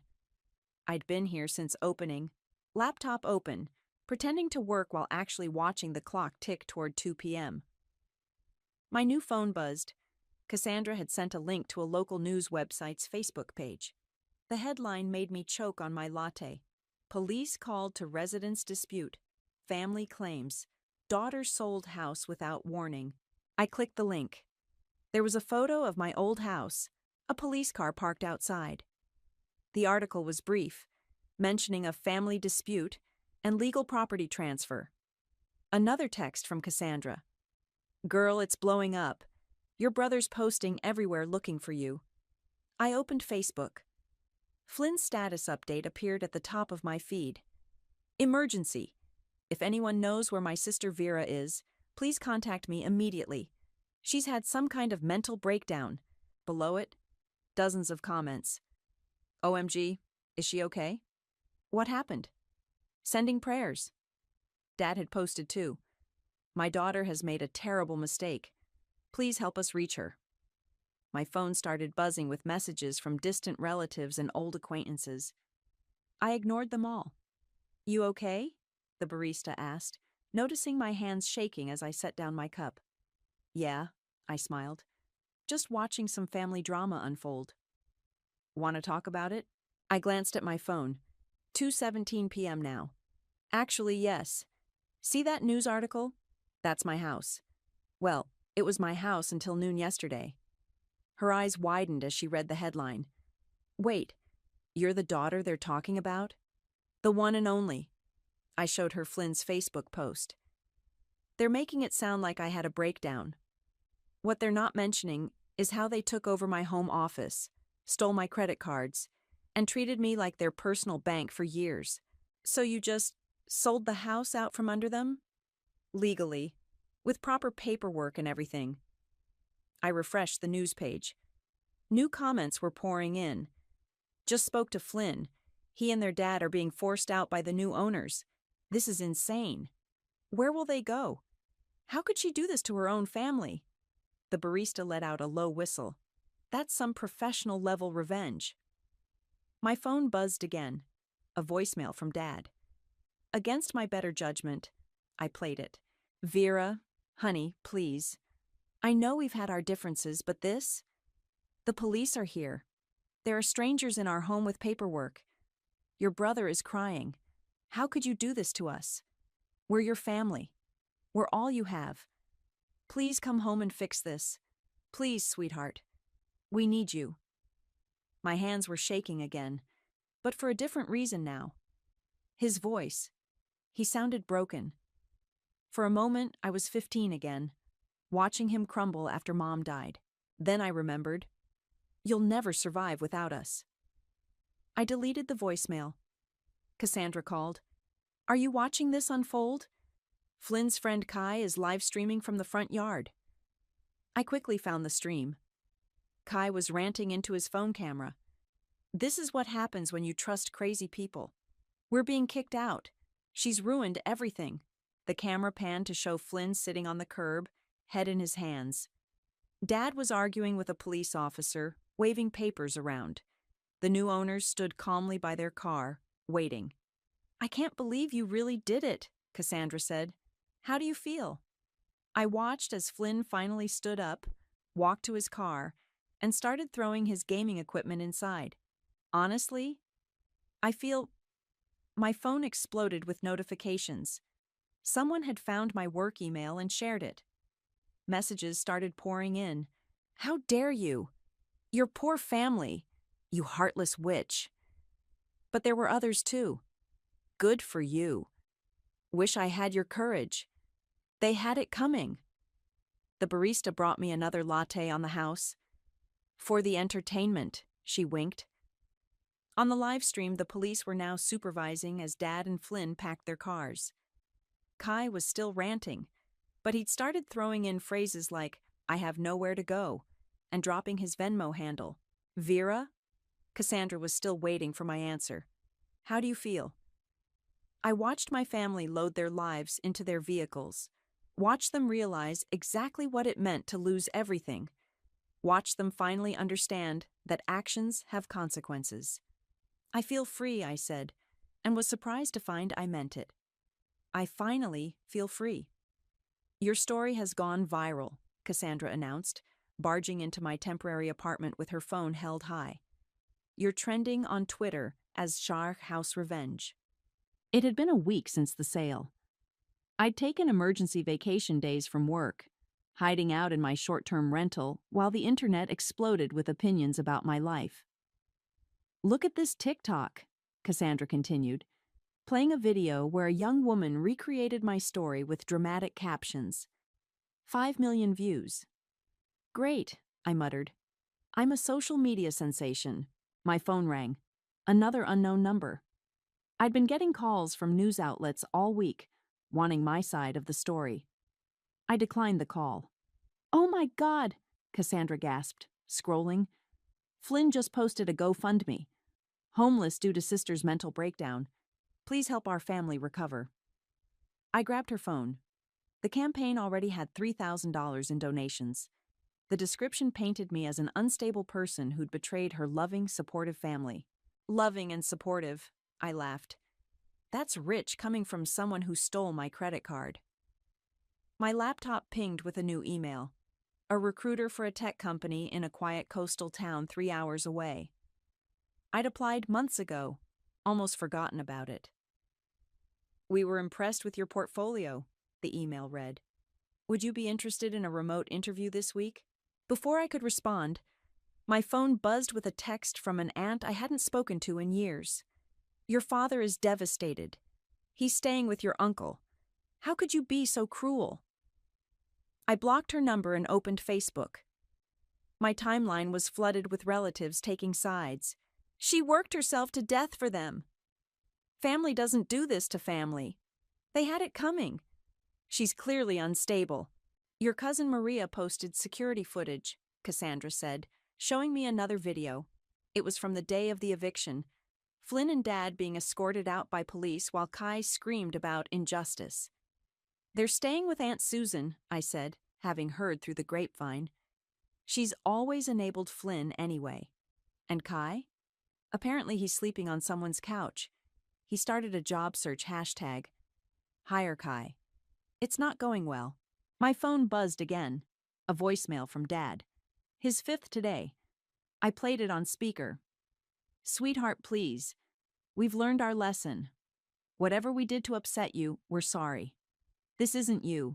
You're not vindictive like this. Come home. We can fix this. Cassandra snorted. Now they want to fix things? I deleted the voicemail and opened my email to respond to the recruiter. As I typed, another notification popped up. Someone had shared my story on Reddit's pro-revenge forum.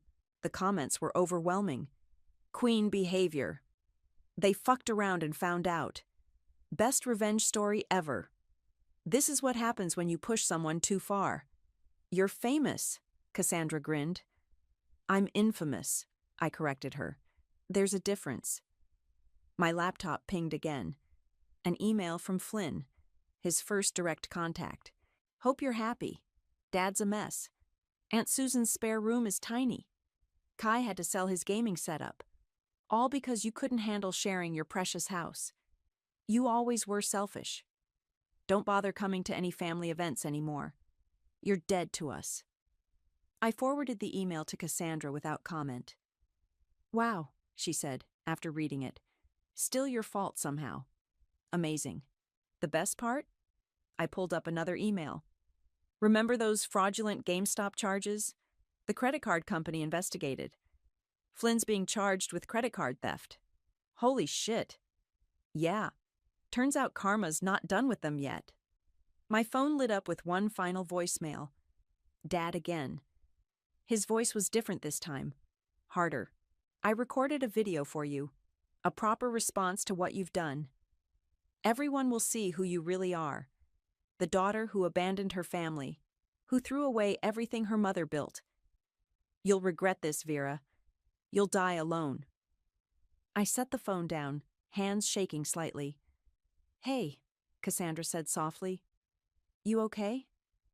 I looked around the temporary apartment, at my boxes packed for the coast, at the laptop with the recruiter's email, at the new life waiting to begin. You know what? I picked up my phone and blocked Dad's number. I am okay. For the first time in years, I'm actually okay. Good, Cassandra smiled. Because there's another TikTok about you, and this one's set to Fighter by Christina Aguilera. I laughed, really laughed, for the first time since the sale. Show me. As we watched the video, my email notification chimed. The recruiter wanted to interview tomorrow. Sometimes karma works in mysterious ways. Sometimes it works through viral videos and credit card fraud investigations. And sometimes it works through a quiet job offer in a coastal town, far away from the chaos you've left behind. The coastal breeze carried the scent of salt and new beginnings as I set up my home office. Floor-to-ceiling windows overlooked the ocean. No gaming consoles or entitled brothers in sight. My phone buzzed, Cassandra sending another social media update. Dad's response video had finally dropped, but it wasn't having the effect he'd hoped. "Have you watched it?" she texted. "No need," I replied. "The comments tell me everything." They did. His attempt to paint me as an ungrateful daughter had backfired spectacularly when he accidentally revealed more about their behavior than he'd intended. "We gave her everything," he'd apparently ranted. "She had a whole hallway to work in. We only took her office because Flynn's friend needed it more." The internet had not been kind to that logic. My new desk chair, an exact replacement for the one Flynn and Kai had ruined, arrived just as my laptop chimed with a news alert. Someone had leaked Flynn's credit card fraud charges to a local news station. I opened the article. Man who claimed sister abandoned family, charged with credit card theft. My phone rang. Aunt Susan. I let it go to voicemail, then played it on speaker while unpacking my books. "Your brother's being prosecuted because of you. He could go to jail. Is that what you wanted? To destroy this family completely?" I deleted the message and placed Mom's cookbook on my new kitchen shelf. Next to it, I set up a small frame. Not a family photo, but the receipt from my house sale. Below it, I'd written, "The price of freedom." Another text from Cassandra. "OMG, Kai just posted a public apology." I found his post quickly. It had already gone viral. I need to come clean about the Harn House revenge story. We treated Vera horribly. We took advantage. We laughed about it. The gaming setup, the office, the credit cards. We thought it was funny to push her limits. We never thought she'd fight back. I'm homeless and jobless now, but I earned this. Vera, if you're reading this, I'm sorry. We all should be. The comments were flooding in. Finally, some accountability. Too little, too late. Hope this helps your job search, bro. It won't. My new work laptop pinged with a message from my team. They loved my remote setup and wanted me to lead a new project. No more hallway table. No more interruptions during client calls. The doorbell rang. My new neighbor bringing over a welcome basket. "I hope this isn't weird," she said, "but I saw your story online. You inspired me to leave my toxic marriage. Thank you." I accepted the basket, touched. "How are you doing now?" "Better," she smiled. "Much better." "You?" I glanced back at my peaceful, sunlit home office. Same. After she left, I opened my personal email one last time. There was a message from Dad, marked urgent. "I know you've seen my video. I know you're reading this. Your silence is childish and cruel. But I want you to know something. I found your mother's last letter, the one she wrote before she died. She wanted us to stay together, to be a family. You've betrayed her wishes. You've betrayed her memory. If you have any decency left, any love for her at all, you'll make this right." My hands didn't shake as I typed my response, my first and last reply to any of them. "Mom's last letter? You mean the one in her cookbook?" The one where she wrote, "My dearest Vera, never let anyone dim your light, not even family, especially not family." That letter? I have it right here. She knew, Dad. She knew you'd try to break me like you broke her. But here's the difference. I fought back. Don't contact me again. Don't twist her memory to serve your narrative. You lost your house, your power, and your punching bag all in one day. Live with it. P.S. Flynn's court date is next month. Good luck with that. I hit send, then blocked his email address. Outside my window, the ocean stretched endlessly. My phone buzzed with another work message. My team needed my input on something. important, challenging work that I could do in peace. I opened my laptop and typed a quick update to my own social media. To everyone asking if I regret what I did, no. To everyone asking if I'm okay, yes. To everyone asking what happens next, watch me thrive. Below it, I added a photo of my new office, sunlit, organized, and completely mine. The caption read, "When they treat you like you're disposable, remind them you're the one holding the receipt." I hit post, turned off notifications, and got back to work. The ocean waves crashed outside, a steady rhythm of victory. The thing about family dinners is that they always start with smiles and end with daggers. Tonight was no exception, except the daggers came with a price tag. $50,000 to be exact. I'm Louisa, and I've spent the last decade perfecting the art of deflecting passive-aggressive comments from my brother Arthur and his wife Valerie. Usually, it's about my single status, my selfish career choices, or how I'm wasting my youth by not settling down. I've learned to let their words slide off me like water. Pass the salt? Valerie's sugary voice cut through the clinking of silverware. She was wearing that pearl necklace Arthur bought her last Christmas. The one she made sure to tell me was real, not costume jewelry. I handed her the shaker, catching the familiar look of disapproval as she eyed my blazer. Still wearing work clothes to family dinner? Some things never change. Some of us have evening meetings, I replied, taking a sip of water. The pasta was overcooked, but I'd learned to keep those observations to myself. Arthur cleared his throat. Speaking of work, he exchanged a look with Valerie that made my stomach tighten. We've been meaning to talk to you about something important. We found the perfect house. Valerie jumped in, her eyes lighting up. 4 bedrooms, gorgeous backyard, amazing school district. It's everything we've dreamed of. That's great, I said cautiously, waiting for the other shoe to drop. The thing is, Arthur leaned forward, we're a bit short on the down payment. We need $50,000 to secure it. I stopped mid-bite. Excuse me? We've been looking at our options, Valerie continued, as if we were discussing borrowing a cup of sugar. And since you're doing so well with your, whatever it is you do in tech, software development, I corrected automatically, though they never bothered to remember. Right, well, you have all this disposable income, being single and all. No real responsibilities. Valerie's hand drifted to her stomach in what I knew was a deliberate gesture. We thought, since you're family, you want me to give you $50,000? I set my fork down, the metal clicking against porcelain with more force than necessary. Not give, Arthur interjected. Think of it as an investment in your future nieces and nephews. I laughed. I couldn't help it. Are you serious? This is exactly what I told you would happen, Valerie hissed at Arthur. She's always been selfish with her money. Selfish? I pushed my chair back. You show up to dinner and demand $50,000, like you're entitled to my savings, and I'm selfish? You live in that fancy downtown apartment. Arthur's voice rose. You take those expensive trips.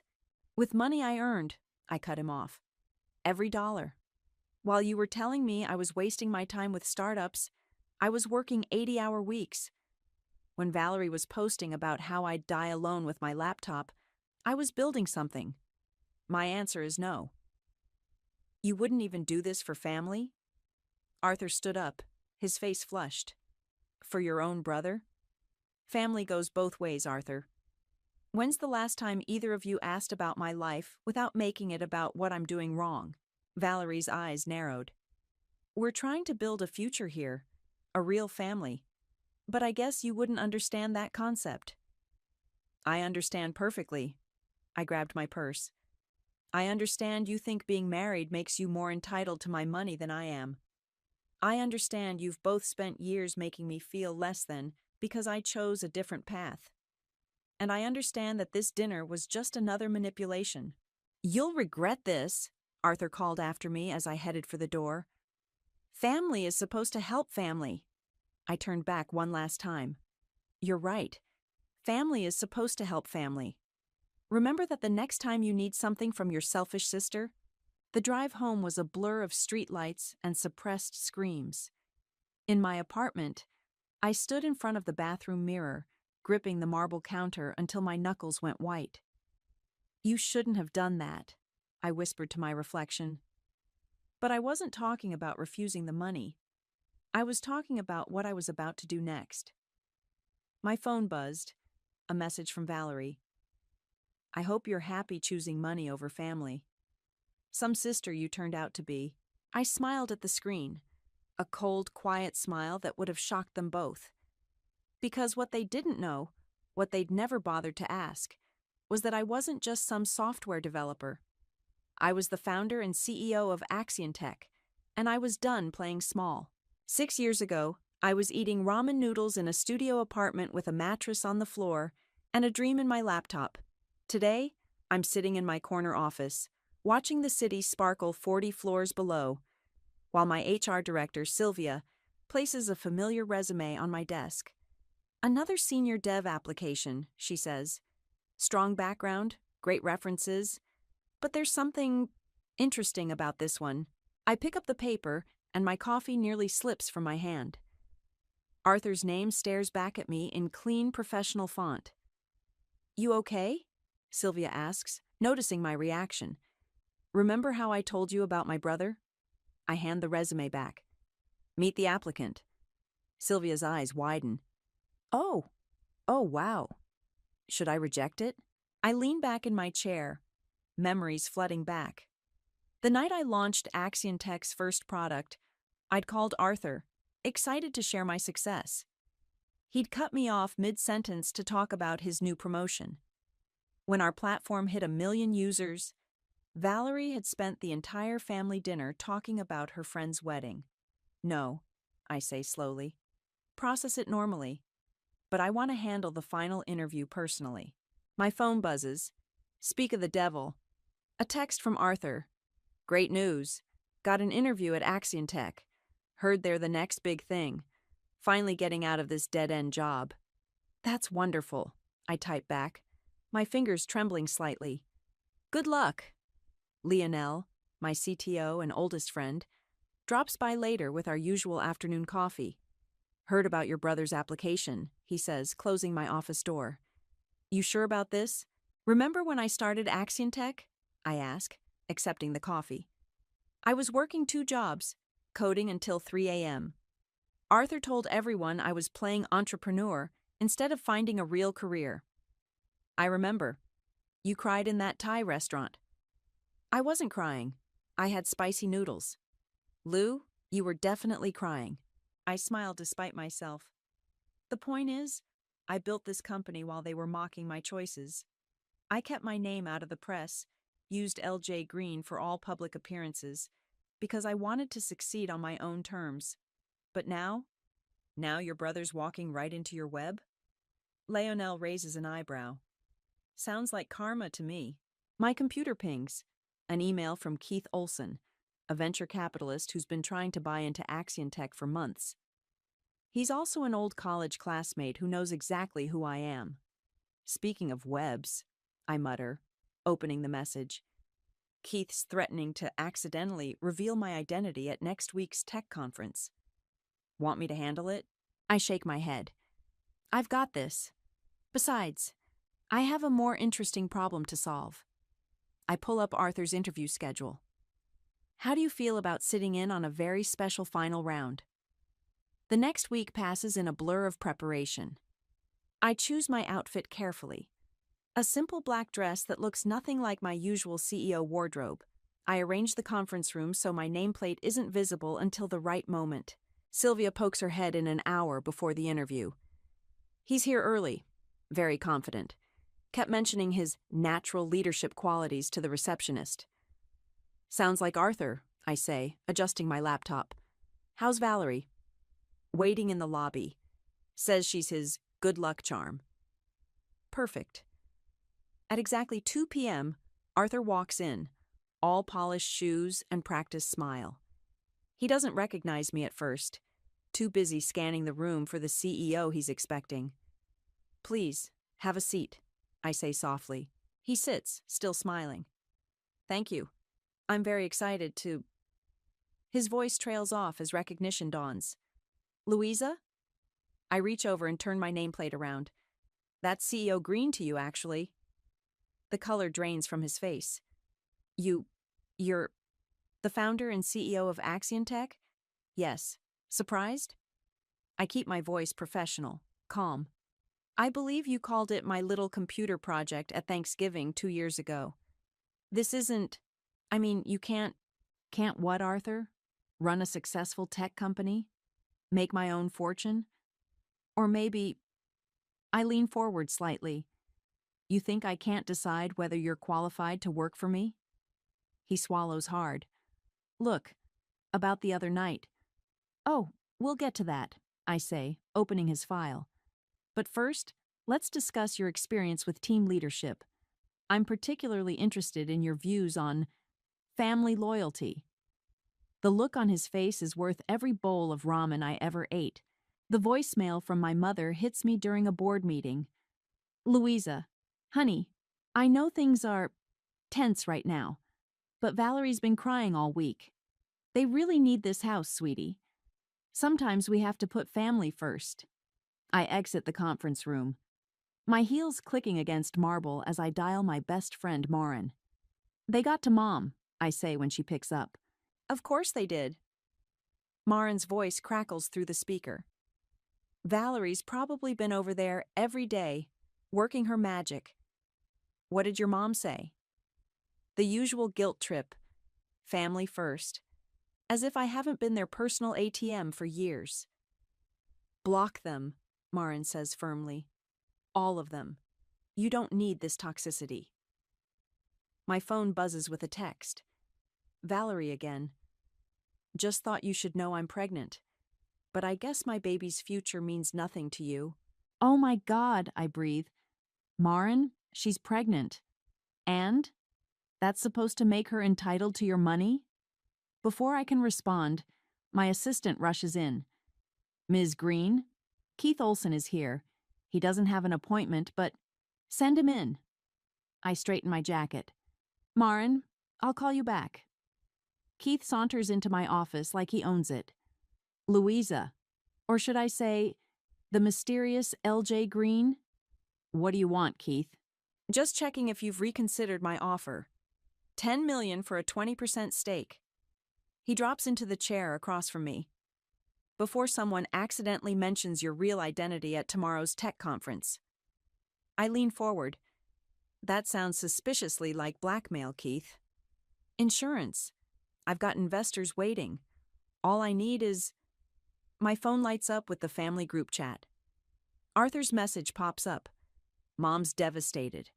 Hope you're happy. I silence the phone and turn back to Keith. Let me be clear. You can't pressure me into selling. And if you try to expose my identity, I smile coldly. I have emails. Very interesting emails about your creative accounting at your last 3 startups. Keith's smile falters. You're bluffing. Try me. After he leaves, I open my laptop and type a message to the family group chat. My money. My rules. Stop asking. Immediate chaos erupts. Mom. Louisa, please be reasonable. Arthur. Real mature, sis. Valerie. I knew you'd be like this. So selfish. I close the chat and pull up Instagram. There it is. Valerie's pregnancy announcement. A artfully posed photo of her holding her stomach. Caption reading, Some people choose material wealth. We choose family. Hash your blessed new life chart priorities. My office door opens and Leonel walks in. You okay? You look ready to throw that phone through a window. I'm fine. I'm not fine. Did you see the interview recordings? Yeah. Arthur was interesting. Technical skills are solid, but he spent 10 minutes explaining how he's a natural leader because he's the oldest sibling. Something about guiding his little sister through life.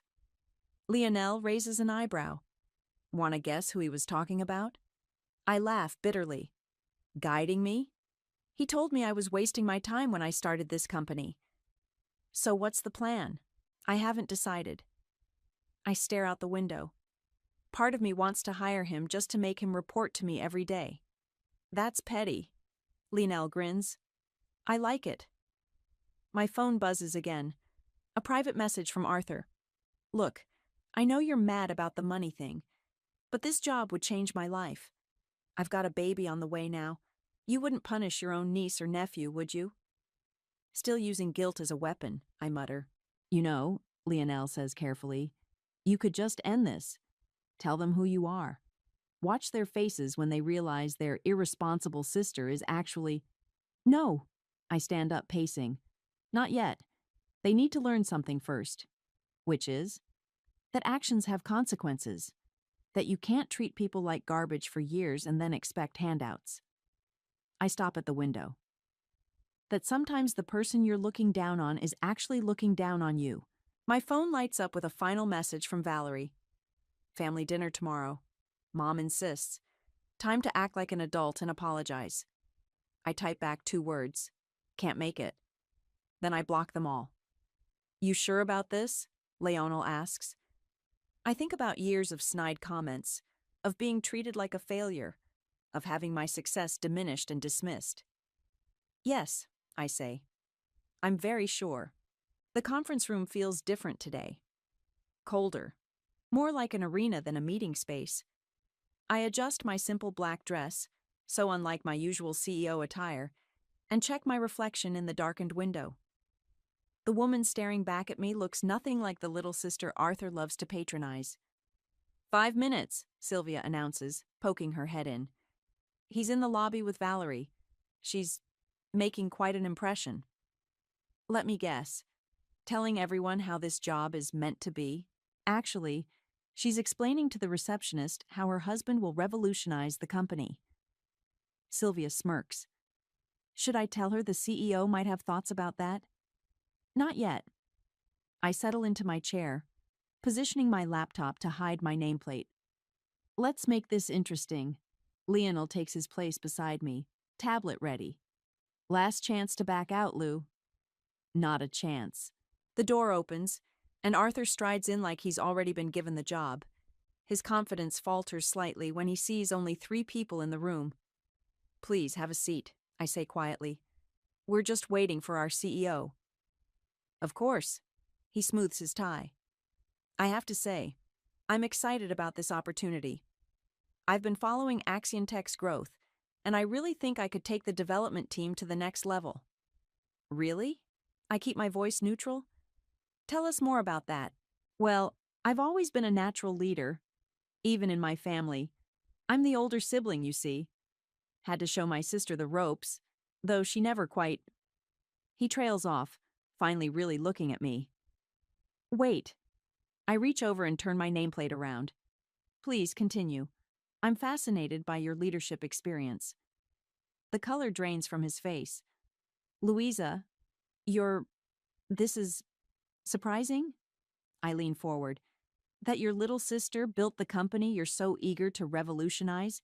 This isn't… You can't… He looks desperately at Lionel. Is this some kind of joke? No joke, Lionel says calmly. She founded Axiontech 6 years ago, while you were telling her to get a real job, if I remember correctly. Arthur's hands clench on his portfolio. So this whole interview process was just a setup? Revenge for not giving you the attention you wanted? Attention? I laugh. Arthur, you and Valerie have spent years treating me like I was wasting my life. Then you had the audacity to demand $50,000 from me because, what was it? I had no real responsibilities? That was different. We're family. Family? I open his file. Let's talk about family. 3 years ago, when I launched our first product, what did you say to Mom? He shifts uncomfortably. I don't remember. You said, and I quote, "At least when Louisa's little computer project fails, she can come work for me." Want to know our current valuation? Look, I didn't know. 200 million, I cut him off. That's what my little computer project is worth. And you want to know the best part? I kept my identity secret, because I wanted to succeed without family connections. But you walked right into my office anyway. His face hardens. So that's it? You're going to reject me just to prove a point? No, Arthur. I'm going to evaluate you fairly, just like any other candidate. I pull up his technical assessment. Let's discuss your coding test results. For the next 30 minutes, I grill him professionally, watching him squirm as he realizes just how much his little sister understands about his field. Every technical question makes him sink lower in his chair. One final question, I say, closing my laptop. Why should I hire someone who doesn't respect me? That's not fair, isn't it? Last week you called me selfish for not giving you my money. You've dismissed my career choices for years. Your wife posts passive-aggressive comments about my life choices. Why would I want that energy in my company? Because I'm your brother, he says quietly.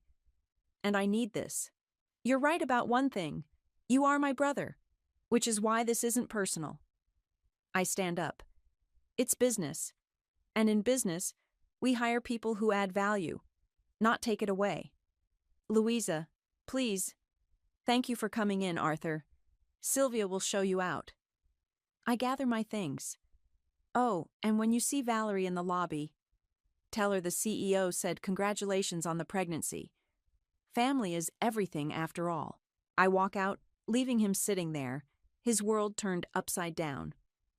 Through the glass walls, I see Valerie's face as Arthur emerges, defeated. She looks up at the executive floor, and for a moment, our eyes meet. I smile and wave, just a little, before turning away. Sometimes karma doesn't need a push. Sometimes it just needs an audience. The rejection email sits in my drafts folder for exactly 3 minutes before I hit send. Professional, courteous, final. While your technical skills are impressive, we don't feel you're the right cultural fit for Axion Tech at this time. My phone explodes immediately. First Arthur. Are you serious? After everything? Then Valerie. You vindictive bitch. Mom. Please call me. We need to talk about what you're doing to this family. I silence them all and turn to Lionel, who's been watching from my office couch. Was it too much? Probably, he shrugs. But so was demanding 50 grand and calling you selfish. My office phone buzzes. Ms. Green, your brother's wife is here. She's insisting. Of course she is. I straighten my desk. Send her up. You want backup? Lionel asks. No, this is between sisters-in-law. Valerie bursts in like a storm in designer heels, her face flushed. How dare you? Good morning to you too, Valerie. Please have a seat. Don't you patronize me? She slams her hands on my desk. You set this whole thing up, didn't you? Got some sick pleasure watching Arthur squirm? Actually, Arthur applied all on his own. Karma's funny that way. Karma. She laughs bitterly. You're the CEO of Axion Tech. All this time, while we were worried about you wasting your life, you were... What? Laughing at us? No, Val. I was working, building something. Remember all those family dinners I missed? I was here. Those lazy weekends you mocked me for? I was coding. But you never asked, did you? Oh, please. You could have told us. Why? So you could ask for more than 50,000? She flinches. That's not fair. We're having a baby. Which doesn't entitle you to my money. I stand up.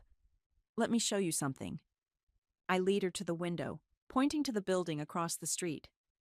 See that studio apartment on the 20th floor? I lived there when I started this company. No furniture except a mattress on the floor and a desk I built from old pallets. Want to know what you and Arthur were doing then? She stays silent. You were posting about my sad single life on Facebook, making jokes about my cute little computer hobby at Christmas, telling everyone how worried you were about my future. We were trying to help. No, you were trying to feel superior. I turned to face her. And now that you know the truth, you're not angry that you hurt me. You're angry that I'm not who you thought I was, someone you could look down on. That's not... She stops, her hand drifting to her stomach. We really do need that house, Louisa. Then I suggest Arthur starts job hunting again. I hear there are plenty of tech companies in the city. I walk back to my desk, though they might want to check his references. You wouldn't. I wouldn't have to. Word gets around in tech circles. I sit down. But I'm not vindictive, Valerie. I'm just done being your ATM. Done being family, you mean? Family respects each other. Family celebrates success instead of trying to diminish it. Family doesn't demand money with guilt trips and manipulation. Her phone chimes. Arthur, probably wondering how it's going. She checks it, then looks up with tears in her eyes. He really needed this job. I know, but he needed to learn something more important. Which is that the sister he thought he was better than has been better than him all along. I press the intercom. Sylvia, please escort Mrs. Green out. Valerie straightens her shoulders. This isn't over. Actually, it is. Oh, and Val? I smile sweetly. Those pearls Arthur bought you last Christmas? The ones you made sure to tell me were real? I know the jeweler. They're fake. After she leaves, Lionel comes back in. That was cold. The pearls comment? Yeah, maybe. I sink into my chair. But 6 years of condescension had to end somewhere. You okay? I look at my phone. 27 missed calls, 43 messages. The family meltdown is in full swing. No, I admit. But I will be. Want to grab dinner? That new place on 5th? Can't. I have a meeting with our lawyers. I pull up my calendar. Time to make sure my family can't touch this company, no matter how entitled they feel. Now that, Lionel says, is definitely cold. No, I correct him. That's business. The lawyers are still in my office when my mother arrives unannounced. I see her through the glass walls, arguing with Sylvia at reception. She's wearing her serious conversation outfit, the blue dress she saves for graduations and interventions. We need to wrap this up, I tell the legal team. Family crisis incoming. They're barely out the door when Mom storms in. What have you done? Hello to you too, Mom. Please, come in. Don't get smart with me. She drops her purse on my desk. Your brother is devastated. Valerie's been crying for hours. And you're sitting here in your fancy office playing CEO? I'm not playing anything, Mom. This is my company. I built it. By lying to us for years? Hiding your success? For what? Some twisted revenge? I pull out my phone and play the voicemail she left last week. Her own voice fills the room. Louisa, honey, sometimes we have to put family first. Interesting choice of words, I say, stopping the playback. Where was family first when Arthur and Valerie were mocking my career? When did anyone in this family put me first? That's different. Because I'm the younger sister? Because I'm single? Or because until today, you all thought I was less successful than Arthur? She sits down heavily. We were worried about you. No, you were judging me. There's a difference. I lean forward. Did you know I lived on ramen for 2 years to start this company? That I worked 80-hour weeks? That I cried myself to sleep some nights because my own family thought I was a failure? Why didn't you tell us? Would it have mattered? Or would you have just asked for money sooner? She flinches. That's not fair. Arthur and Valerie are starting a family. Stop. I stand up. Just stop. Their pregnancy doesn't entitle them to my money. Their marriage doesn't make them better than me. And you coming here to guilt trip me isn't going to work anymore. I'm your mother, and I'm your daughter. But you've never once asked about my company, my success, my dreams. I walk to the window. Do you know what we do here? What Axion Tech actually creates? She's silent. We develop software that helps small businesses compete with corporations. Last year, we helped 3,000 family businesses stay afloat during the recession. I employ 400 people. I've created something meaningful. I turn back to her. But all you see is a bank account that could help your precious firstborn. That's not true. Really? Then why are you here? To congratulate me on building a successful company? Or to convince me to give Arthur money? She looks away, and I have my answer. I thought so. I press the intercom. Sylvia, could you come in, please? Sylvia appears instantly. Yes, Ms. Green? Please show my mother out, and update the visitor policy. No family members without an appointment. Louisa! Mom stands up. You can't just... I can. And I am. I sit back down. Oh, and Mom? That trust fund you and Dad set up for Arthur's baby? The one you mentioned at dinner last month? Maybe use that for their house down payment. Her face goes pale. How did you... I'm a CEO, Mom. Information is my business. I open my laptop, dismissing her. Sylvia will show you out. After she leaves, I pull up my email. There's a message from Keith Olson. Heard about the family drama. Ready to sell yet? Everyone has a price. I type back 2 words. Not everyone. My phone buzzes with a text from Marin. Drinks? You look like you need them. God, yes. Meet you in 20. I grab my coat and head for the elevator. In the lobby, I pass the wall of press clippings. Articles about Axion Tech's rise, our innovations, our impact. Not one mentions my name, just LJ Green, founder and CEO. Another text comes through. Arthur. You've destroyed this family. I type back, no, I just stopped letting it destroy me. Then I block his number, step into the evening air, and breathe deeply. Sometimes the hardest part of standing up for yourself isn't facing your enemies. It's realizing that the people who should have been in your corner were actually in your way. The family intervention happens on a Sunday. They choose the house I grew up in, probably hoping childhood memories will soften me up. I park my car in the driveway, next to Arthur's beat-up sedan, and take a deep breath. You don't have to go in, Marin says from the passenger seat. She insisted on driving with me. We could just get brunch instead. No, let's end this properly. Inside, they're all waiting. Mom, Dad, Arthur, Valerie, even my Aunt Susan. They've arranged the living room like a courtroom, with an empty chair facing everyone else. Glad you could make time for us, Valerie says, her hand resting on her barely visible bump. Let's skip the passive-aggressive warm-up, I say, remaining standing. Why am I here? Dad clears his throat. Sit down, Louisa. We need to talk about what you're doing to this family. What I'm doing? I laugh. That's rich. You humiliated your brother, Mom cuts in, rejected him from a job he desperately needed, right when they're starting a family. He applied to my company. He wasn't qualified. End of story. It's not that simple, Arthur stands up. You deliberately set me up, made me look like a fool. You did that yourself, I snap. Or did you forget how you spent the interview bragging about being my superior? Children, please, Aunt Susan interjects. We're here because we love you both. No, you're here because I stopped being the family ATM. I turn to face them all. Let's be honest. None of you cared about my career until you found out I was successful. None of you supported my dreams until they came with dollar signs. That's not true, Mom protests. We were worried. About what? That I'd be happy? Successful? Independent? I pull out my phone.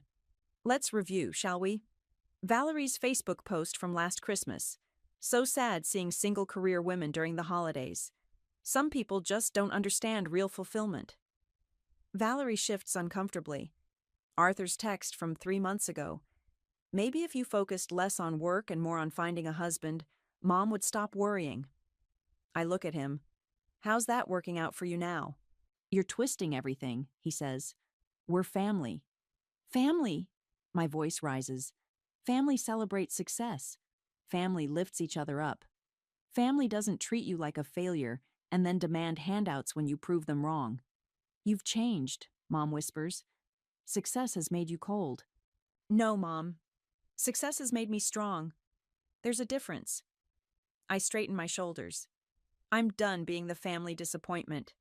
Done being the cautionary tale at dinner parties. Done feeling guilty for choosing my own path. So that's it? Arthur stands.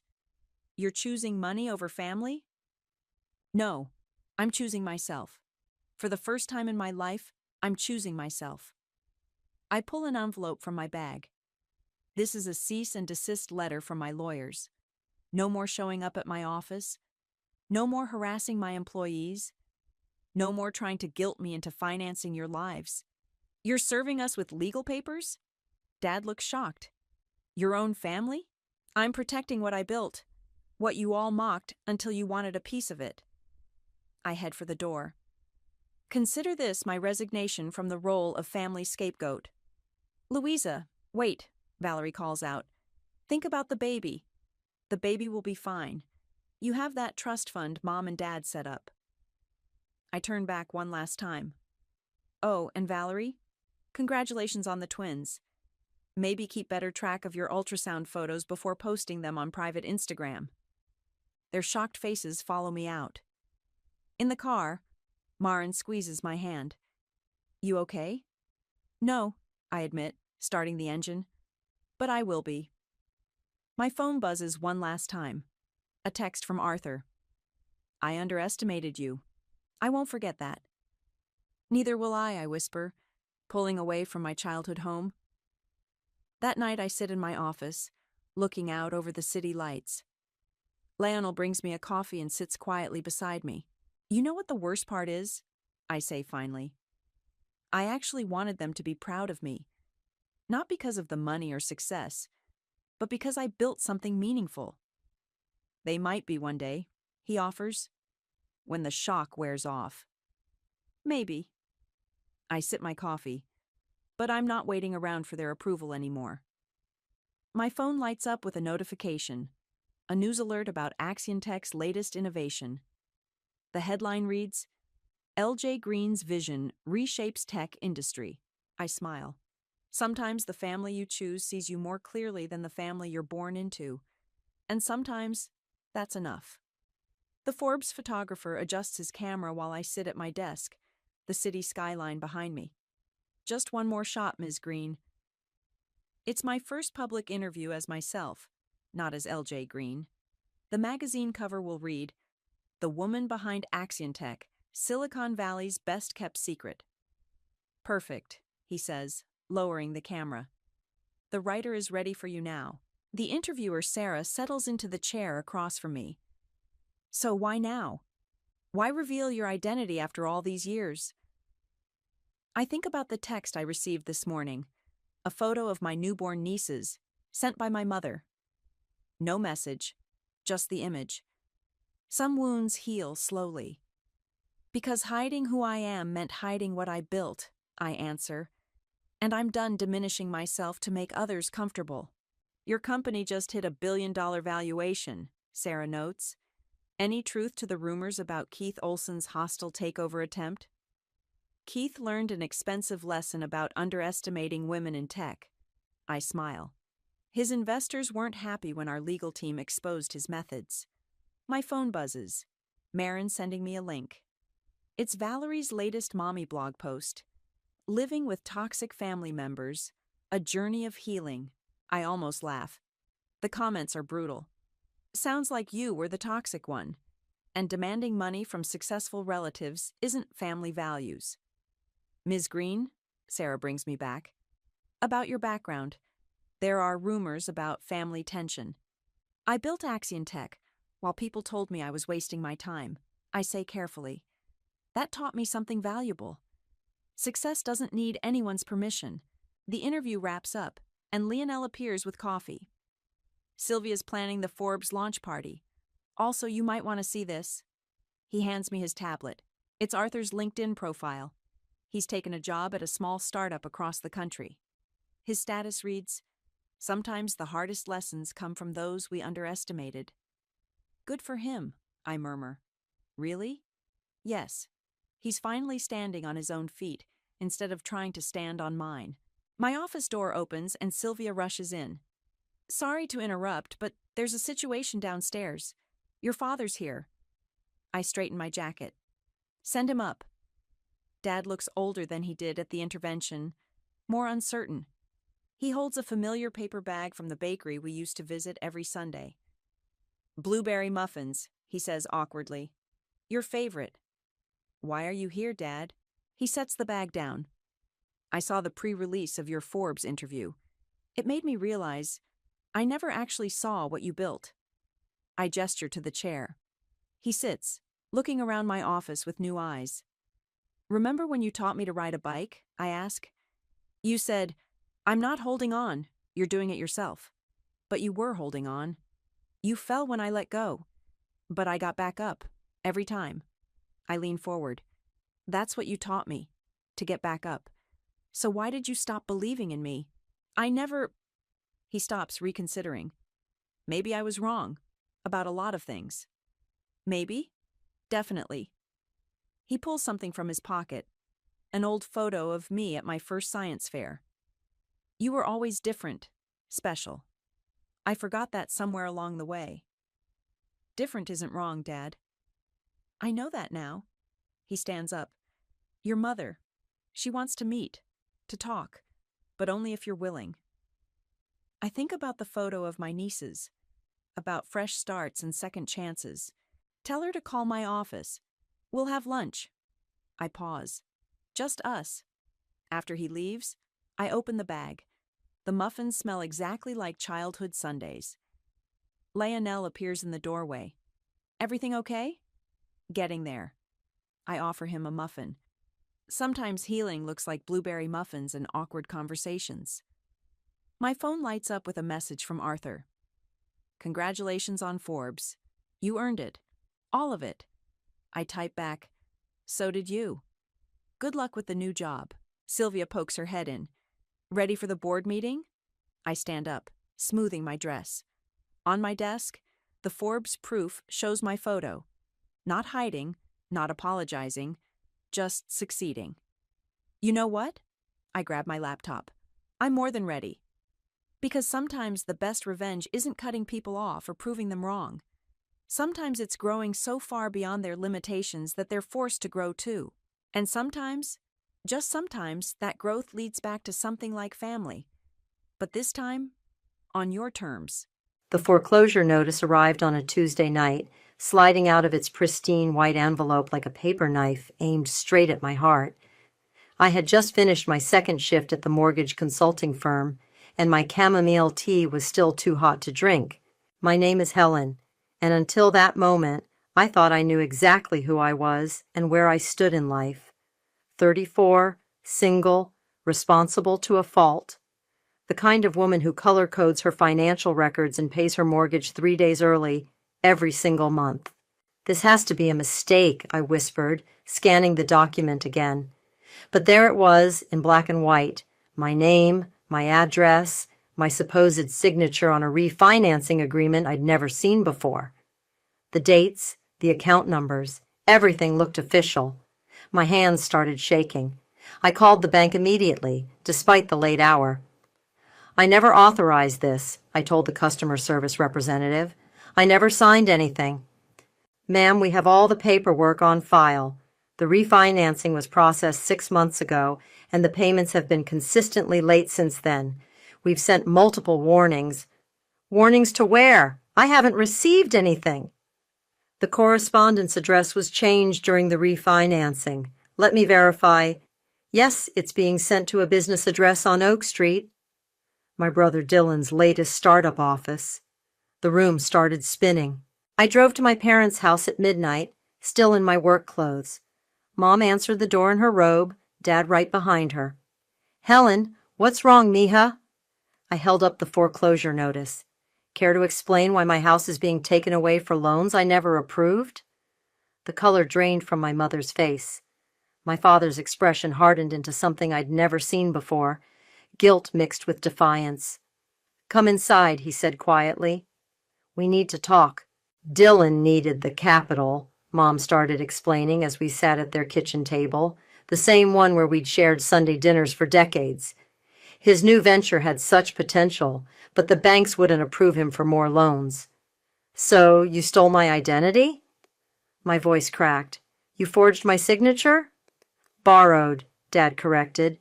We were going to pay it back before you ever found out. Dylan promised. Dylan promises a lot of things, I cut in. Like all those times he promised to pay back the money I lent him for his sure thing investments. The money I earned working doubles and triples while he was out networking. He's your brother, Mom pleaded. We thought you'd understand. You're the strong one, Helen. You always land on your feet. I laughed, a hollow sound that scared even me. Strong one? That's what you call the daughter you can exploit? The reliable backup plan? Don't be dramatic, Dad said. This is family. We do what we must for family. Family! I stood up so fast my chair toppled backward. I worked 7 years to pay off that house early. 7 years of overtime and side gigs and saying no to vacations. That house was my security, my future. And you just gave it away to Dylan? He needed another chance, Mom whispered. Just one more chance. And what about my chance? My choice? Tears were falling now, but I couldn't feel them. Did it ever occur to you that I earned the right to say no? Helen, please. Dad reached for my hand. I pulled away. We can fix this. Together. As a family. Family, I repeated, the word tasting like ash in my mouth. Right. I walked out without another word, their calls echoing behind me. In my car, I sat motionless, staring at their porch light until it blurred. 7 years of sacrifice. Gone. My sanctuary. Gone. My trust. Gone. At home, for however long it remained mine, I went straight to my home office. The bottom drawer held a thick black binder labeled Policy and Legal Assets. Inside were insurance documents, property records, and every financial statement I'd ever received. I pulled out my phone and opened my contact list. Scrolled past Dylan's name, past my parents, past the aunts and uncles who would surely take their side. Stopped at a name I hadn't called in years, Martina, my cousin, the family outcast, the ruthless attorney who'd sued her own uncle for fraud and won.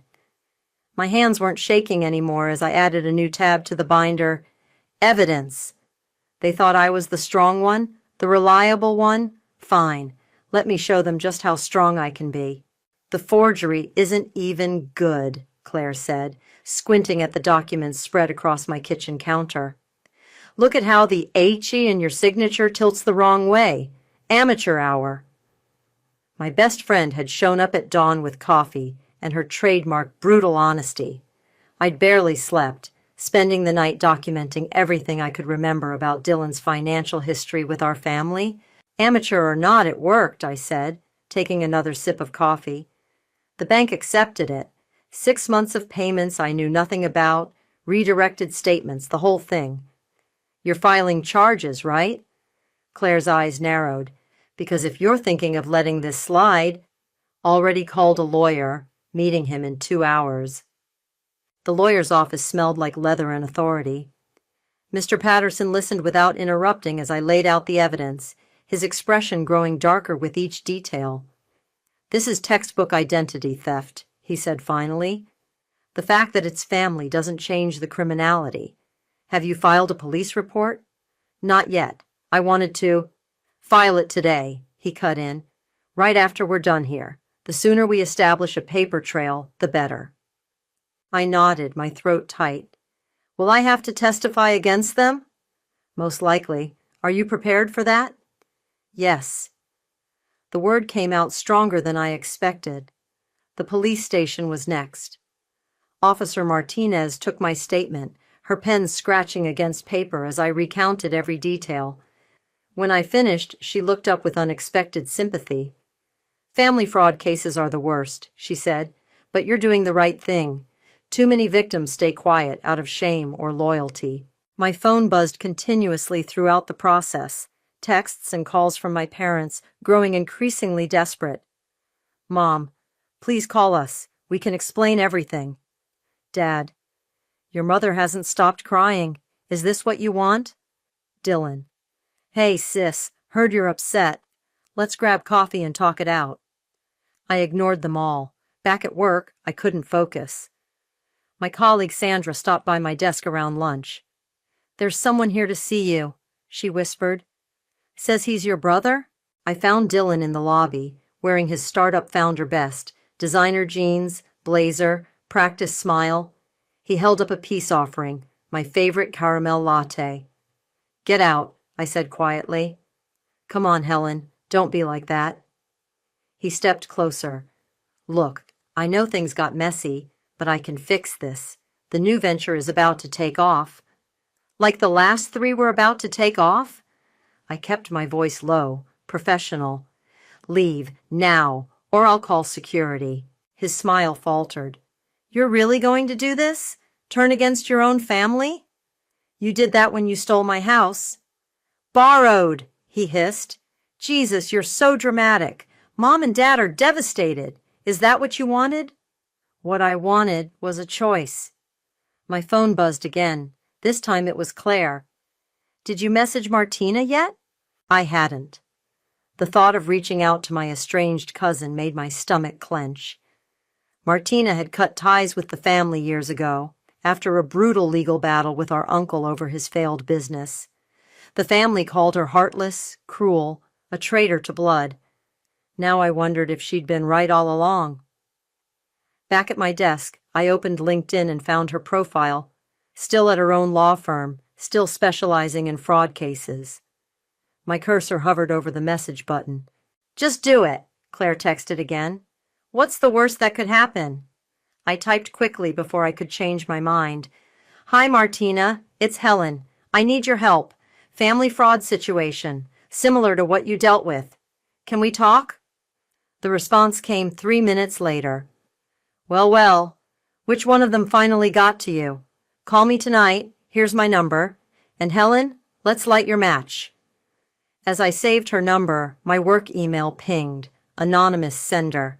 Ms. Ramirez, I work in document processing at First National. What happened to you isn't right. Attached are copies of all paperwork related to your refinancing, including internal emails confirming the signature verification was rushed through.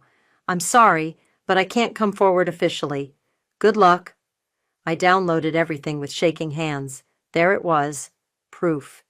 Emails between my parents and the bank. Dylan's business plan. Every forged document. My phone buzzed one more time. Mom again. Please, mija, don't destroy this family. I stared at her message for a long moment before typing my response. You already did that. I'm just documenting the ruins. Then I blocked their numbers, one by one, and dialed Martina's.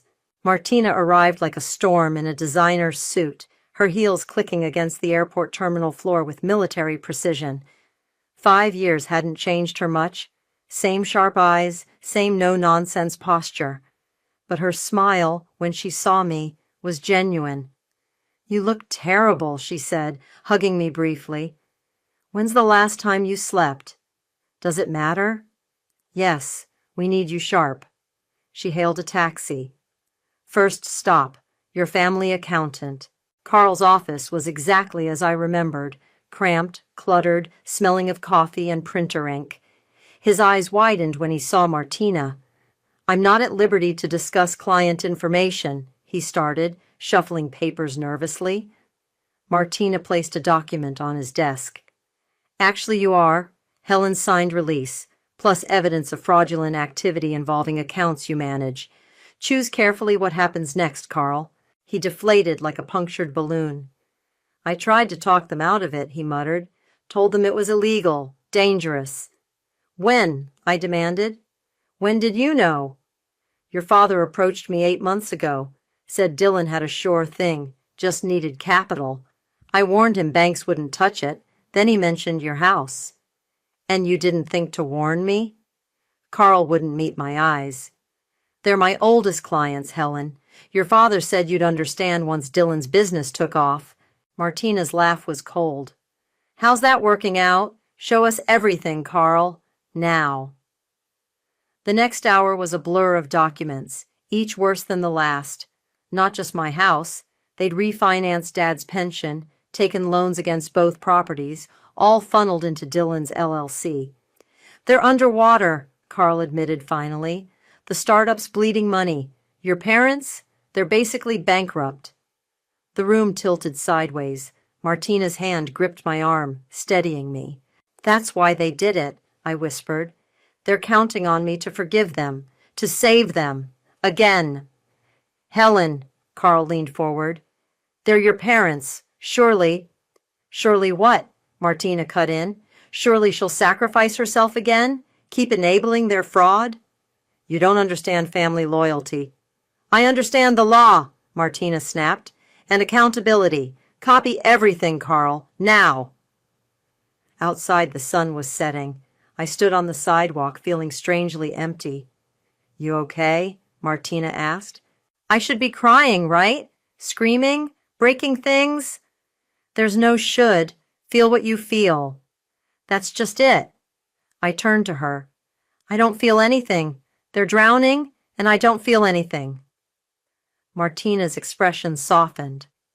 Come on, you need food, and I need to tell you a story. The diner was quiet, just us and a few truckers. Martina stirred her coffee, considering her words. Remember when I sued Uncle Roberto? The family never shut up about it, called you a traitor. Yeah, well, here's what they don't know. Roberto didn't just steal from the business. He was embezzling from Aunt Teresa's inheritance, his own wife. Martina's voice hardened. She got cancer 2 years later, couldn't afford the experimental treatment that might have saved her, died believing she'd never had the money for it. Jesus, I whispered. I didn't know. Nobody did. Roberto played the grieving husband perfectly. Meanwhile, I found the offshore accounts. Too late to help Teresa, but in time to make him pay. She met my eyes. The family called me heartless, but sometimes, Helen, the most loving thing you can do is stop the cycle, make them face consequences. My phone lit up, a text from Claire, another from my Aunt Maria, a voicemail from Dad. They're all saying I'm destroying the family, I said. No, you're just refusing to let them destroy you. Martina pulled out her laptop. Ready to go nuclear? What do you mean? I've reviewed everything. We have enough for civil fraud charges. Criminal too, but let's start with civil. One filing, and everyone will know. Your parents, Dylan, the whole family network they're using against you. Name and shame. My hands started shaking. They'll never forgive me. Good. Martina's voice was steel. Because you should never forgive them.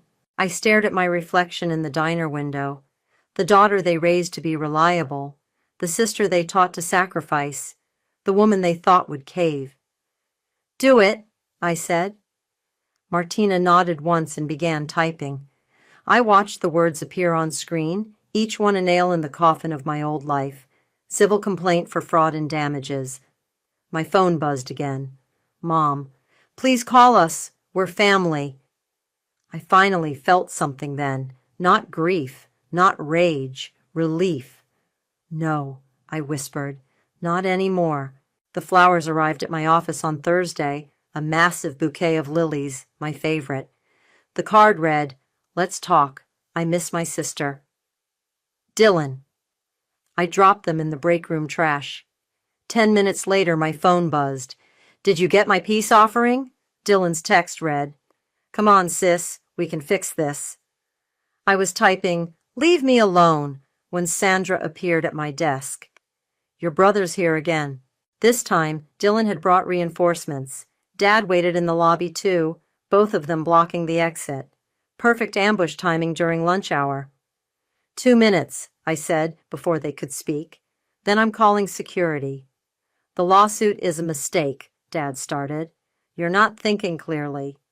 Actually, I'm thinking clearly for the first time in years. Dylan stepped closer, voice low and urgent. Look, I know I messed up. But this legal stuff, it'll ruin everyone. Mom can barely eat. Dad's blood pressure. Don't you dare, I hissed. Don't you dare use their health to manipulate me. Not after what you did. What I did? Dylan's charm cracked slightly. They forged the signatures, not me. I just accepted their help. Time's up.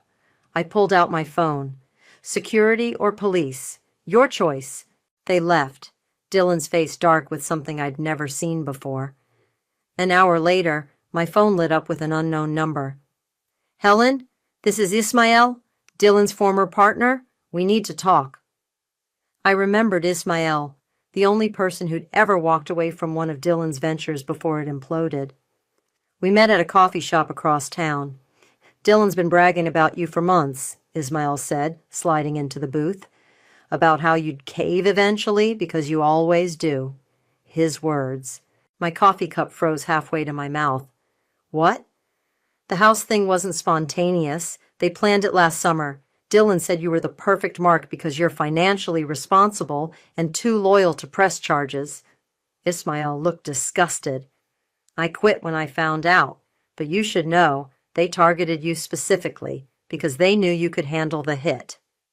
The coffee turned to acid in my stomach. Why are you telling me this? Because Dylan called yesterday trying to recruit me again. Said once you calm down, the lawsuit will disappear and everything can restart. He pulled out his phone. I recorded the call. Dylan's voice filled the quiet corner. Helen will fold. She always does. Dad's working on her guilt complex, and Mom's doing the whole crying thing. 2 weeks max, then we're back in business. I listened to my brother dissect my psychological weaknesses like he was discussing market strategy. When it ended, my hands were steady. Thank you, I said quietly. Will you testify? Already sent the recording to your lawyer. That night, Martina came over with takeout and wine. We sat on my kitchen floor, sharing spring rolls and war stories. The worst part? Martina said, refilling our glasses. After I won the lawsuit against Roberto, my mother didn't speak to me for 2 years, said I'd chosen money over blood. What changed? She found his second family in Arizona, 3 kids he'd been supporting while claiming poverty to her. Martina's laugh was bitter. Suddenly my betrayal made sense, but she never apologized for doubting me. Did you forgive her? No, but I understood her better. She studied me over her wine glass. You know they'll never understand what they did to you, right? In their minds, you're the villain here. I know. I picked at the label on my bottle. Dylan called me a mark, his own sister. Family makes the best victims, Martina said softly. We're already trained to trust them. My phone buzzed, a group text from Aunt Teresa. Family meeting tomorrow. Everyone needs to talk sense into Helen before she destroys us all. They're mobilizing the troops, I said, showing Martina. Good. Let them. She pulled out her laptop. Because tomorrow we file the civil suit. Once it's public record, let's see how the family meeting goes. They'll hate me? Maybe, but you'll be free. She started typing. Choose, Helen, their love or your life. You can't have both. I thought about Dylan's recorded voice, so casual about manipulating me. About Dad in my office, weaponizing guilt. About Mom's tears, right on cue. Their love, I said slowly, comes with too high a price. Martina nodded and hit send. Somewhere in the city, court computers processed our filing. By morning, the family would know everything. My phone lit up one last time, Claire checking in.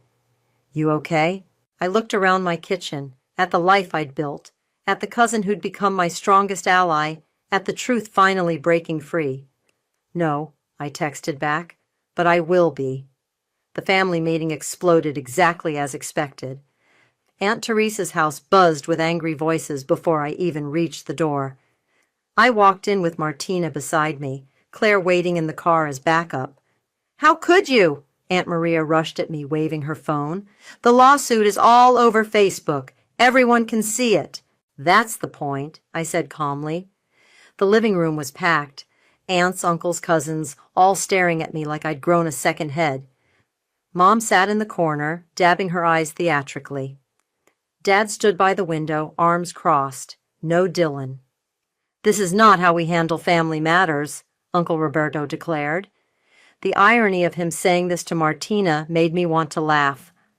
Fraud isn't a family matter, Martina cut in. It's a crime. Nobody asked you, traitor, Aunt Maria snapped. Actually, I asked her, I said, because she's the only one here who understands boundaries. Boundaries? Mom's voice cracked perfectly.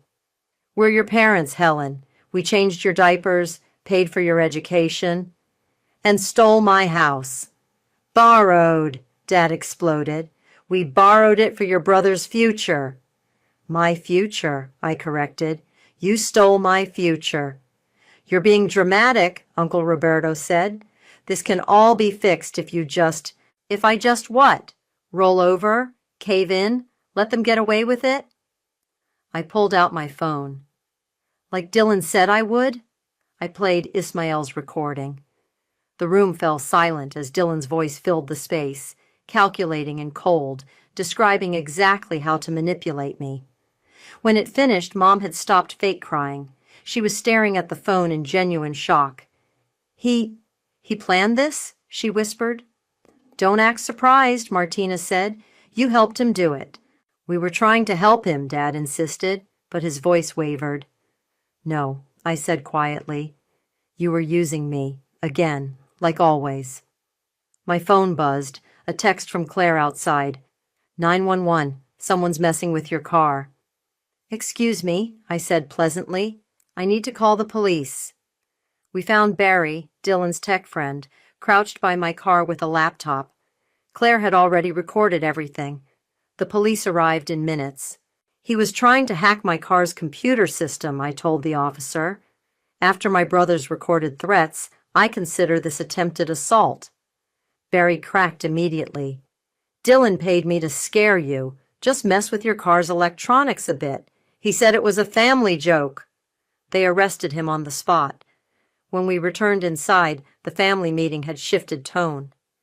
This has gone too far, Aunt Teresa said. Helen, you need to drop the charges before... Before what? Martina challenged. Before the truth comes out? Too late. My phone dinged with an email notification. Speaking of truth, I said, the property records just went public. Want to see what Dylan did with all that stolen money? I projected the documents onto the wall using Teresa's smart TV. Bank statements, property transfers, failed investments, the complete paper trail of destruction. He lost everything, Dad whispered, scanning the numbers. All of it. Not everything, I corrected. Just my house, your pension, Mom's inheritance. But hey, family first, right? The doorbell rang. 2 police officers entered. Not for Barry this time. We're investigating reports of identity theft and financial fraud, one said. We need to speak with Maria and Ricardo. Mom started crying again, real tears this time. Dad's face went gray. Helen, he pleaded, please, we're your parents.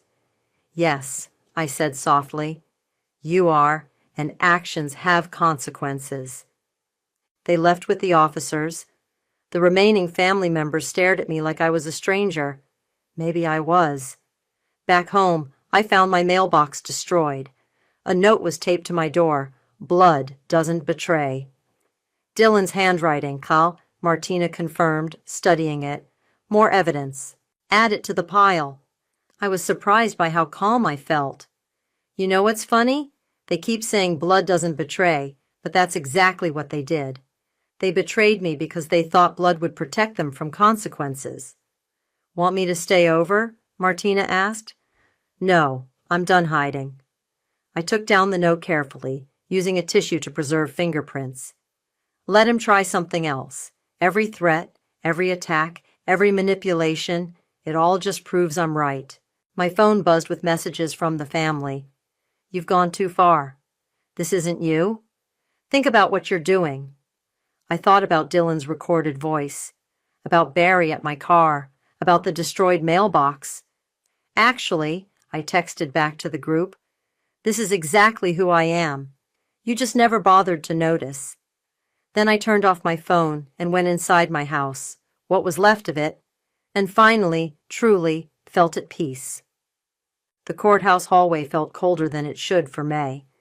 I sat on a hard wooden bench, Martina on one side, Claire on the other, watching my parents whisper with their court-appointed lawyer. "Ready?" Martina asked. "Born ready," I replied, though my hands shook slightly. The courtroom filled quickly. News of the case had spread through the local community. Family fraud made for juicy gossip. I spotted several familiar faces, including Carl the accountant, looking nervous in the back row. "All rise." My parents pleaded guilty to reduced charges, their lawyer having negotiated a deal. The judge, a stern-faced woman in her 60s, reviewed the paperwork with narrowed eyes.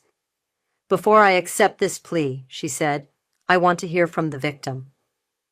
I walked to the podium, my heels clicking against marble.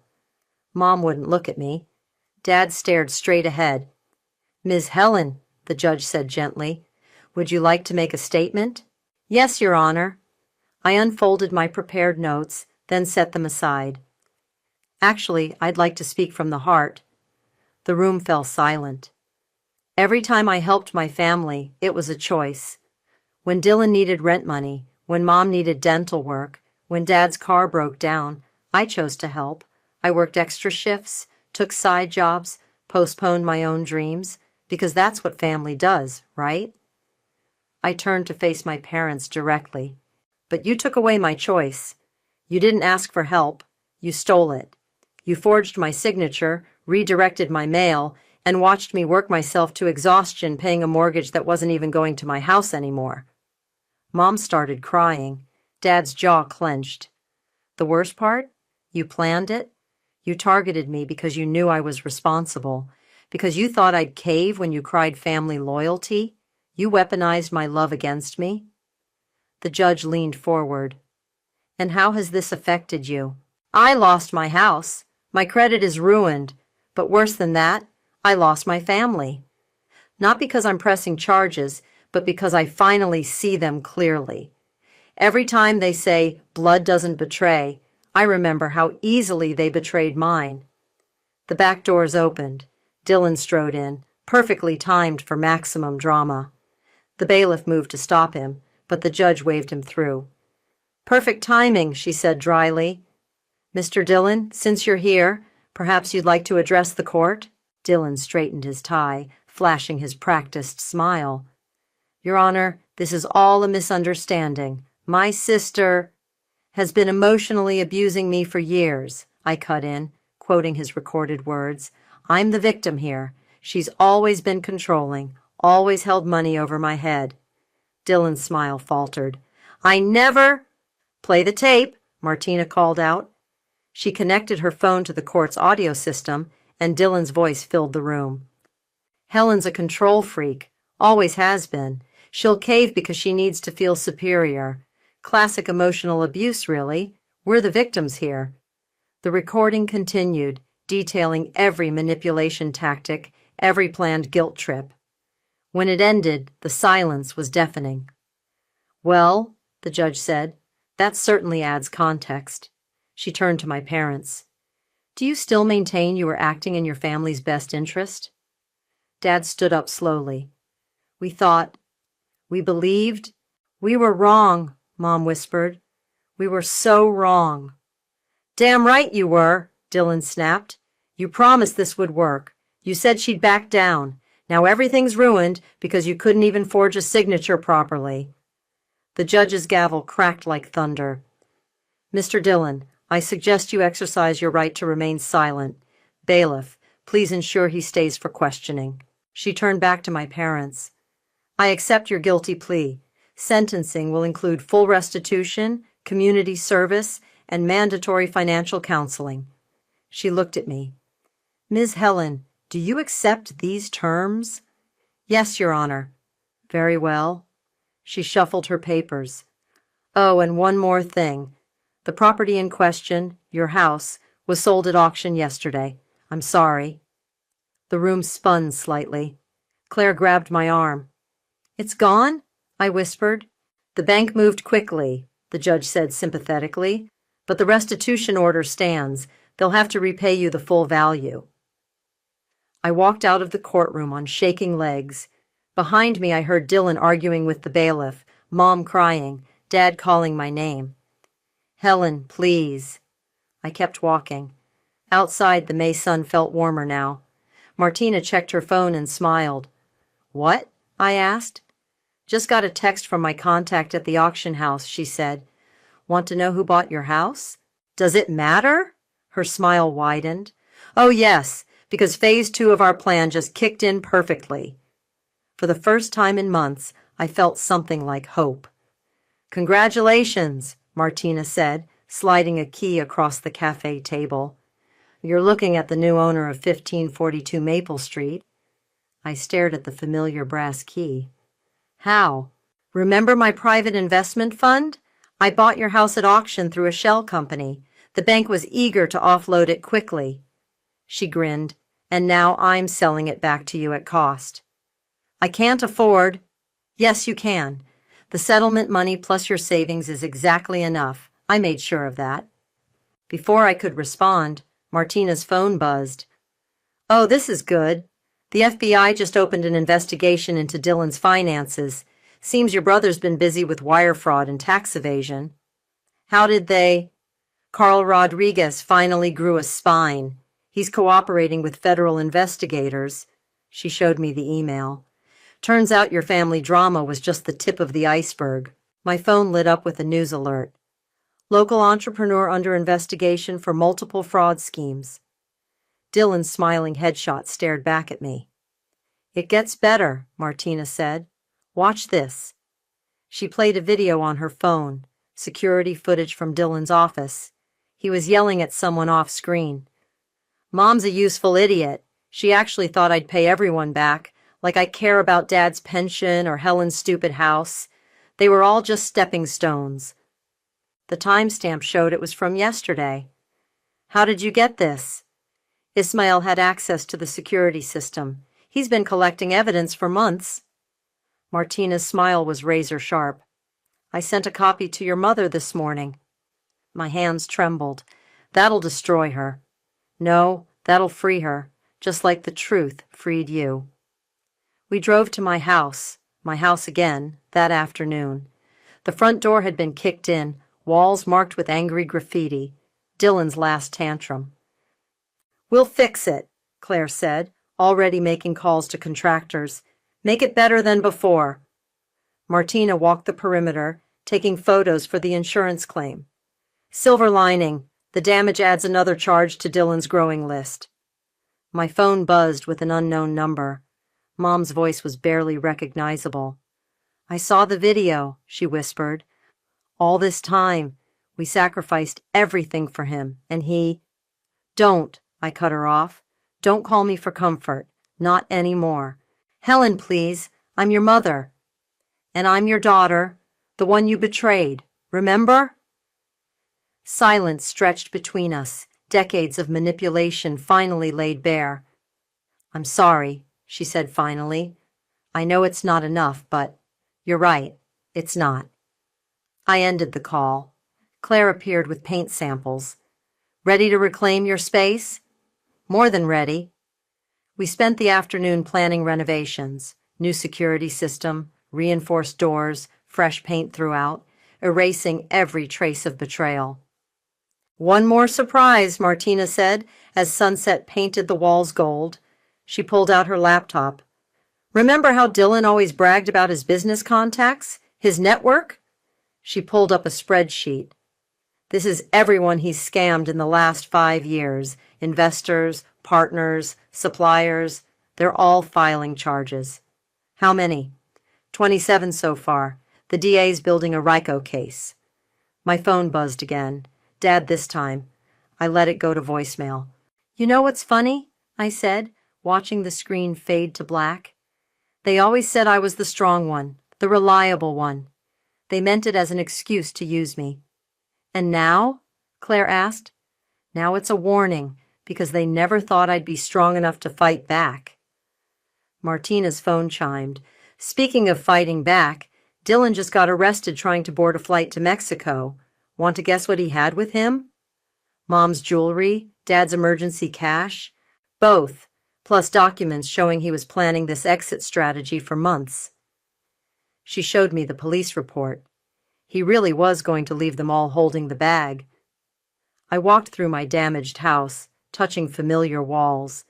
Each room held memories, Sunday dinners, holiday gatherings, family secrets, all tainted now, but not destroyed. You know what? I said, facing my friends. Let's gut it. Complete renovation, new floors, new walls, new memories. Phoenix rising now, Claire said softly. No, I corrected her. Phoenix burning. Sometimes you have to destroy everything to build something true. Outside, the sun set on my old life. Inside, we planned my new one, brick by brick, truth by truth, standing in the ashes of blind loyalty. My phone buzzed one last time, the family group chat exploding with Dylan's arrest news. I left it on red. Some fires need to burn themselves out. The housewarming party was small, exactly how I wanted it. Claire arranged sunflowers in the renovated kitchen while Martina uncorked wine. Ismael helped hang the last photo, me standing proudly in front of my restored home. Did they RSVP? Claire asked softly. All of them, I said, straightening a coaster. Not that I expect anyone to show.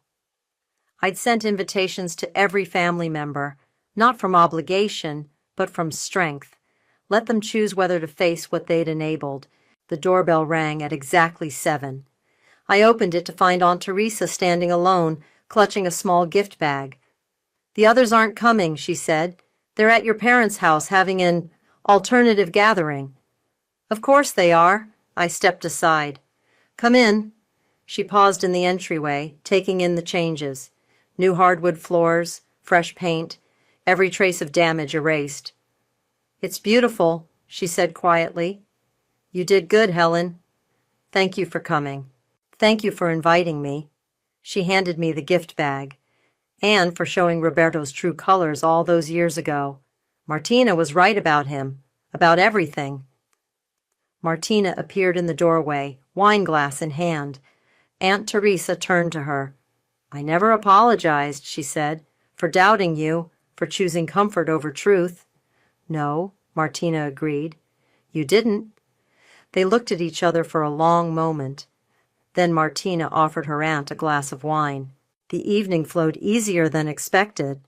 Claire's husband brought their kids, who chased each other through the house, filling it with honest laughter. Ismael shared stories about Dylan's business failures that somehow weren't painful anymore. My phone stayed quiet. No guilt-tripping texts, no manipulative calls. The silence felt like freedom. Mail came, Claire said, bringing in a stack of envelopes. On top was a thick one from the district attorney's office. I opened it, scanning quickly.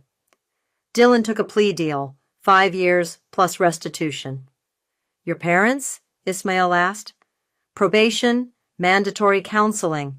They're living with my uncle in Arizona now. I set the letter aside. It's done.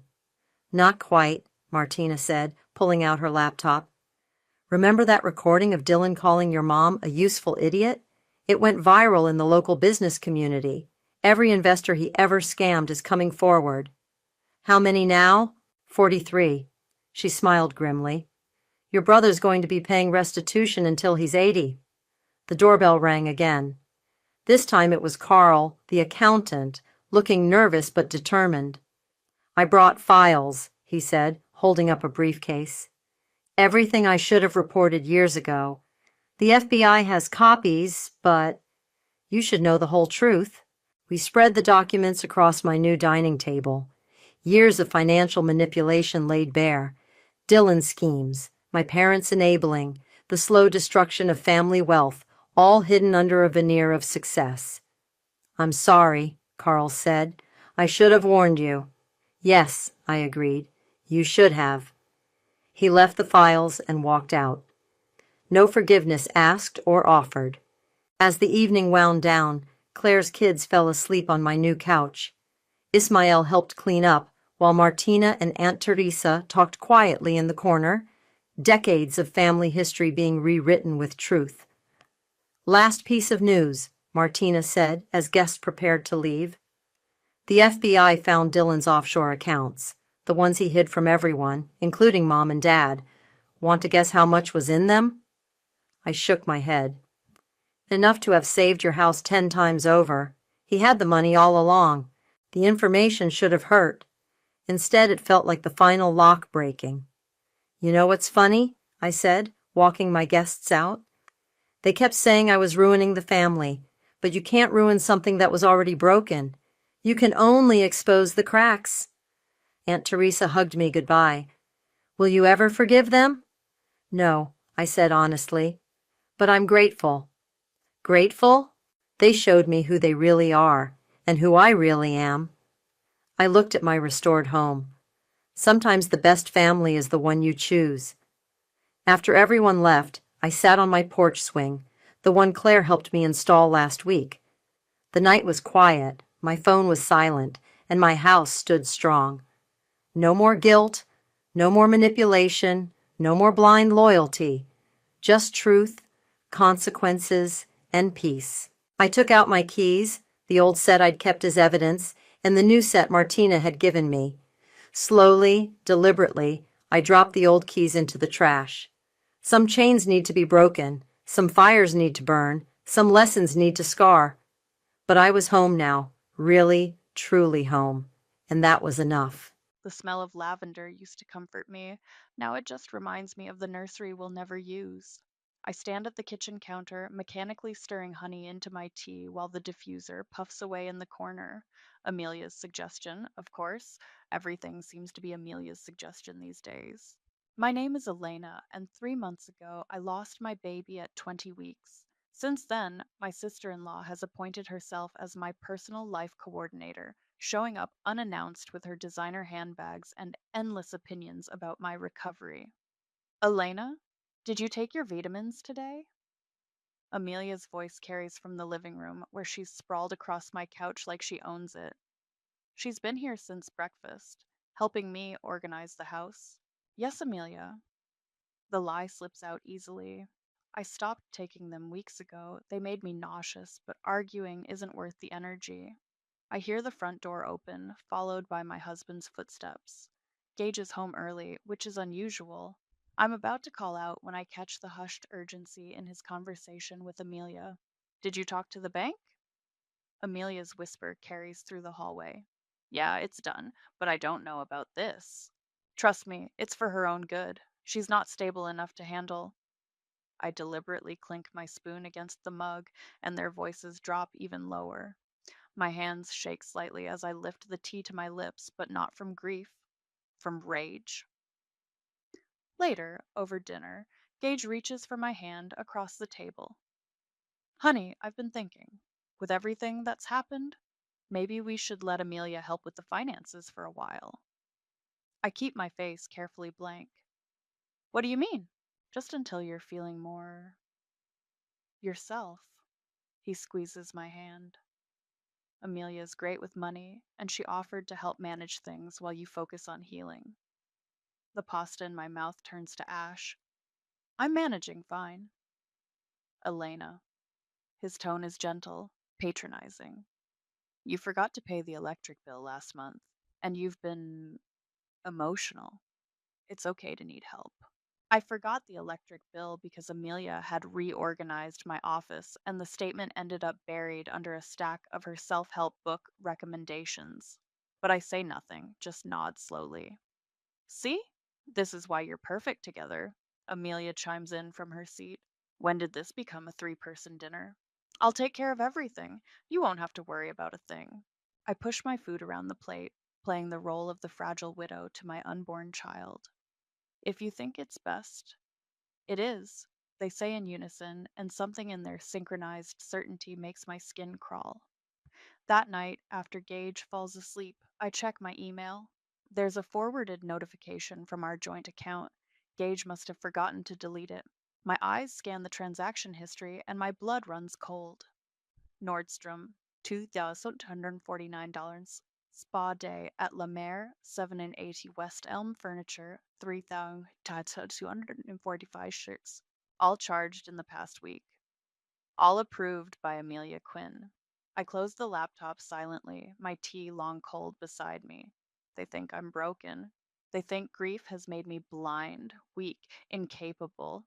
The truth is, grief has burned away everything except my ability to see clearly for the first time. My phone buzzes, a text from Sandra, my best friend. Hey, you okay? Haven't heard from you in days. I stare at the message for a long moment. Sandra's a lawyer. She'd understand exactly what Amelia and Gage are doing. She'd call it financial abuse, gaslighting, manipulation. She'd tell me to fight back. Instead, I type, just tired. Talk tomorrow? Because right now, I need them to think I'm exactly what they believe me to be, a fragile, grieving woman who needs to be managed. They've already shown their cards. Now it's time for me to play mine. I slip back into bed beside Gage, listening to his steady breathing. He rolls over, wrapping an arm around me protectively, or is it possessively? I can't tell anymore. What I do know is that the lavender diffuser is still pumping away in the corner, filling our bedroom with its cloying scent. Tomorrow I'll buy a new scent. Something sharp, something clean, something that smells like revenge. I start my war journal on a Tuesday. It's a simple Google Doc with a meaningless title, Recipe Collection 2023. The first entry is a screenshot of Amelia's latest spending spree, this time at Saks Fifth Avenue. Just picking up a few things to brighten your closet, she'd said, dropping shopping bags on my bed. You need to start dressing for the woman you want to be, not the woman you are. The clothes were all size 4. I'm a size 8. I create a new email address using my mother's maiden name. Within hours, I've forwarded myself dozens of bank statements, credit card bills, and helpful emails from Amelia about our new financial arrangement. Elena? Amelia's voice floats up the stairs. The landscaper is here about the garden renovation. I freeze. Oh, what garden renovation? Oh, didn't Gage tell you? I thought a koi pond would be so therapeutic. You need a peaceful place to reflect. My peaceful place would be anywhere Amelia isn't. I don't want a koi pond. Don't be difficult, sweetie. I already put the deposit down. I dial Sandra while Amelia chatters with the landscaper outside. She did what? Sandra's voice crackles through the phone. Spent $12,000 on a pond I don't want, with my money. That's not legal, Elena. She can't just. There's more. I pull up my banking app. Account access denied. What? I'm locked out of everything except the checking account. And that has $1,000 daily limit now. Sandra's silence speaks volumes. When she finally responds, her voice is steel. Wake the hell up, Elena. This isn't about helping you, it's about controlling you. I know.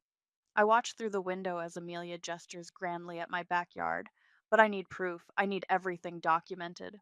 Document this. It's financial abuse, and Gage is enabling it. As if summoned, Gage appears in the doorway. I quickly end the call. Hey, babe, how are you feeling? He kisses my forehead. Amelia showed me the pond designs. It's going to be beautiful. I don't want a pond. His face does that thing, that subtle shift from concern to condescension. You're not thinking clearly right now. This will be good for you. Like locking me out of our accounts? He stiffens. You saw that? Hard not to notice when my card got declined at the grocery store. Elena. He sits beside me, takes my hand. You're not yourself lately. You cry at commercials. You forgot to eat breakfast 3 times last week. Amelia and I are just trying to protect you.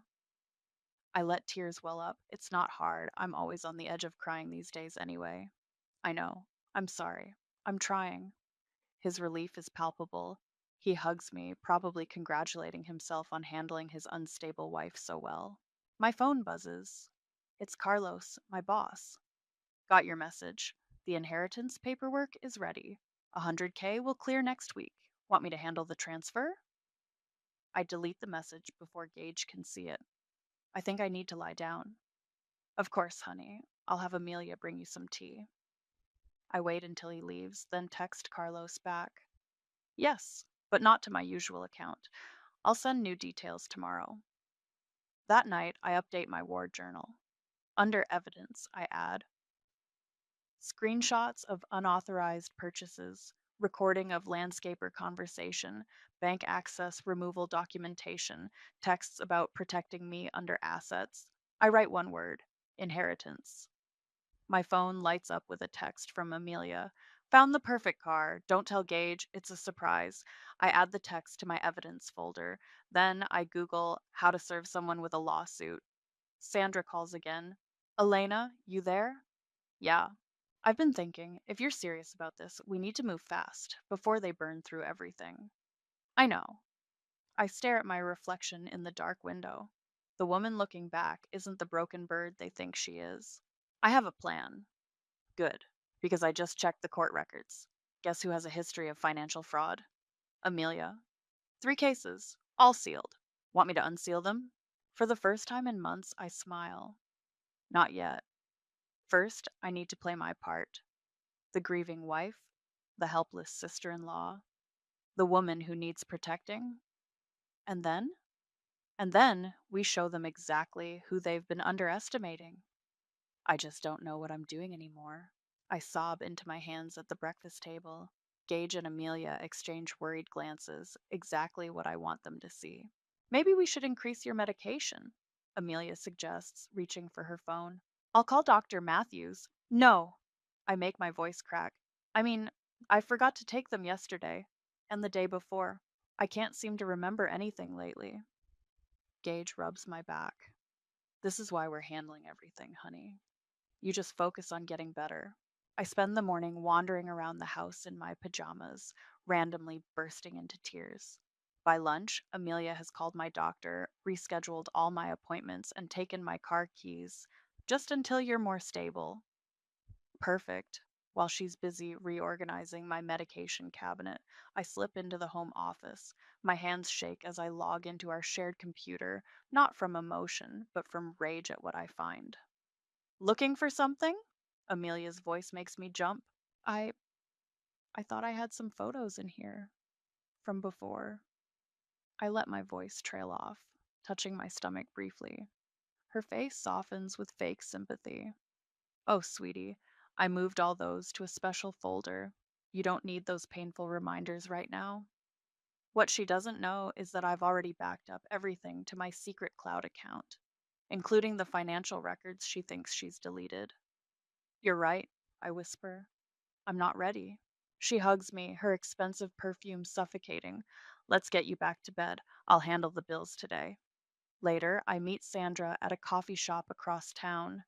I had to pretend I was going to grief counseling to get out of the house. You're really selling it, Sandra says, sliding a legal document across the table. But are you sure you want to play it this long? Look at this. I show her my phone, a notification that I've been removed as an authorized user on 3 credit cards. They're erasing me piece by piece. Sign here, Sandra points to the paper. This opens your new account under your maiden name. I've already talked to Carlos about redirecting your inheritance. I sign with hands that are steady now. No more shaking. My phone buzzes. Gage calling.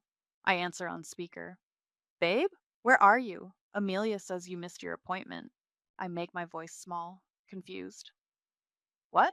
No, I'm here now, in Dr. Weber's office. Dr. Weber, your appointment was with Dr. Matthews. Oh, I add a tremor to my words. I'm so sorry. I got confused again. Stay there. Amelia will come get you. No. Too sharp. I soften my tone. No, please. I'll get a ride home. I just need a minute. Sandra raises an eyebrow as I hang up. Oscar worthy performance. I learned from the best. Amelia's been performing concerned sister for months.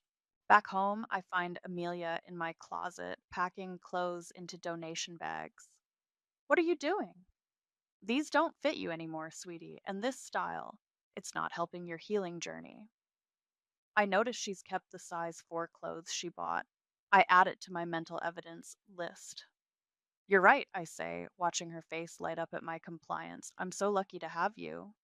That night, Gage tries to initiate sex for the first time since the miscarriage. I turn away, crying on cue. I'm sorry, I whimper. I'm just so broken. He sighs, patting my shoulder. It's okay. Take all the time you need. As soon as he's asleep, I check my phone. There's an email from the car dealership to our joint account. Congratulations on your new Mercedes purchase. Your appointment to finalize financing is scheduled for, the amount makes my blood boil, 78,000. Almost exactly what's left in our joint savings. I forward the email to my secret account, then delete it from the inbox. Let Amelia think she's clever. Sandra texts, account is ready. Inheritance transfers next week. You sure you want to wait? I look at Gage's peaceful face, then at the fresh flowers Amelia brought today, paid for with my money, of course. Yes, I text back. Let them dig the hole deeper. Another text comes through, from Amelia to Gage, but sent to our shared family chat by mistake. She's totally falling for it. This is for her own good. I screenshot it before she can delete it. My hands rock steady as I add it to my evidence folder. They think I'm having a breakdown. Soon they'll learn I'm having a breakthrough instead. The message arrives while I'm pretending to nap. You don't know me, but I'm Zeke, Amelia's ex husband. We need to talk. I stare at the Facebook message for a long moment before responding. About what? About how she destroyed my life, and how she's probably doing the same to you. We agree to meet at a diner 2 towns over. I tell Gage I'm going to a grief support group. He's so pleased with my progress that he doesn't even offer to have Amelia drive me. Zeke is nothing like I expected. He's well dressed, professional looking, and carries himself with the weary dignity of someone who's survived a war. She's bragging about her new nest egg, he says without preamble. On social media, private accounts, but I still have mutual friends. I sip my coffee. How much did she take from you? Everything. He pulls out a folder. But I kept copies. Every transaction, every lie, every loan she took out in my name. By the time I figured it out, she'd burned through our savings and racked up $230,000 in debt. My hands are shaking as I flip through the documents. The pattern is identical. First the concern, then the offers to help, then the gradual takeover.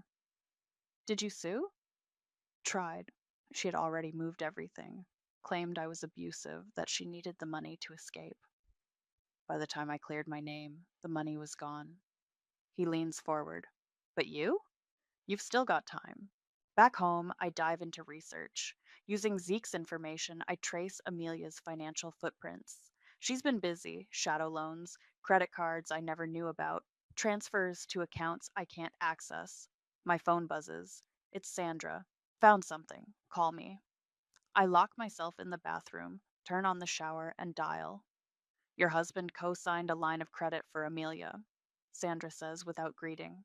3 weeks ago, used your joint account as collateral. The room spins. How much? 50,000. But that's not all. The paperwork was backdated to before your financial arrangements started. They planned this, Elena. I sit on the toilet lid, cold spreading through my chest. Can you get me proof? Already done, but there's more. That joint account, it's being used as collateral for other loans too. They're building a house of cards with your money. A knock at the bathroom door makes me jump. Elena? Amelia calls. Are you okay? You've been in there a while. Just feeling sick. I call back, making my voice weak. I'll get you some tea. I wait until her footsteps fade. Sandra, how bad is it? If these loans default, you could lose everything, house included. Send me everything you have, now. I add the new documents to my war journal, which has grown into a damning encyclopedia of betrayal. As I scroll through, another message from Zeke pops up. Check the property records for her house, the one she bought after our divorce. I do. The house isn't in her name, it's in a trust.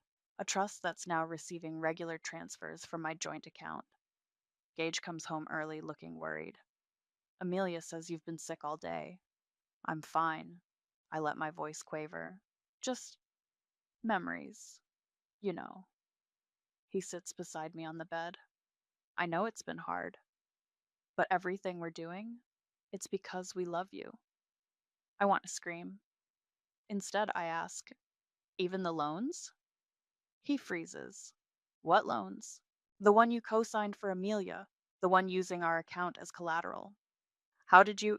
He stops, face darkening. You've been snooping. It's my money too, Gage. You're not thinking clearly. Amelia needed help, and you weren't in any state to discuss it. So you went behind my back? I did what I had to do. He stands up, running his hands through his hair.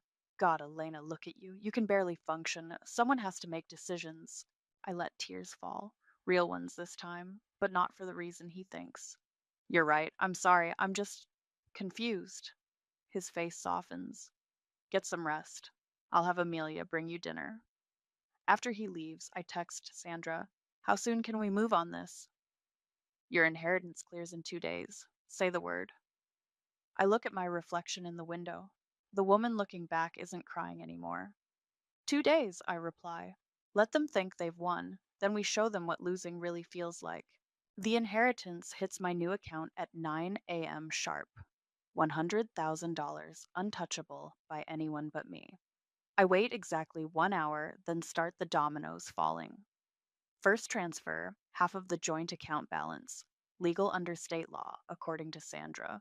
Second, revocation of power of attorney, filed electronically with backup copies to 3 different courts.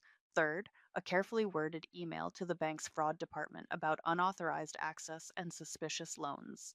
My phone explodes with notifications as the transactions process. I silence it and open my laptop to send the final piece, a detailed invoice meticulously organized with timestamps, receipts, and photographs. 2. Gage, Amelia, subject, financial reconciliation.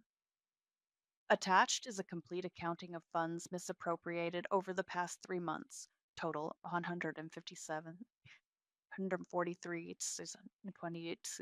This includes unauthorized personal purchases, fraudulent loan collateralization, emotional damages, legal fees. Payment is due immediately. Supporting documentation has been forwarded to relevant parties. I hit send and wait. The first call comes from Amelia. I decline it. The second, third, and fourth too. Gage's messages pile up. What did you do? Call me right now. You've made a huge mistake. I'm calmly drinking coffee when my burner phone rings. It's the car dealership. Yes, this is Elena. You're on speaker. Ma'am, there seems to be an issue with the down payment for the Mercedes. The check bounced and we can't reach Ms. Amelia. I'm sorry to hear that. Could you tell me who authorized this purchase? Your sister in law, using your joint account. She's here now, actually. I hear Amelia's voice in the background, shrill with panic. Just run it again! There must be a mistake. I'm afraid that account has been frozen pending a fraud investigation, I say clearly. Any purchases made without my authorization will need to be refunded. You bitch! Amelia's voice gets closer to the phone. You have no idea what you've done. Actually, I do. Check your email. I hang up as Gage bursts through the front door. His face is red, his tie askew. What the hell, Elena? I just got called into HR because our joint account is linked to company expenses. Is it? Like the company card you gave Amelia? The one she's been using for her personal shopping? He pales. How did you?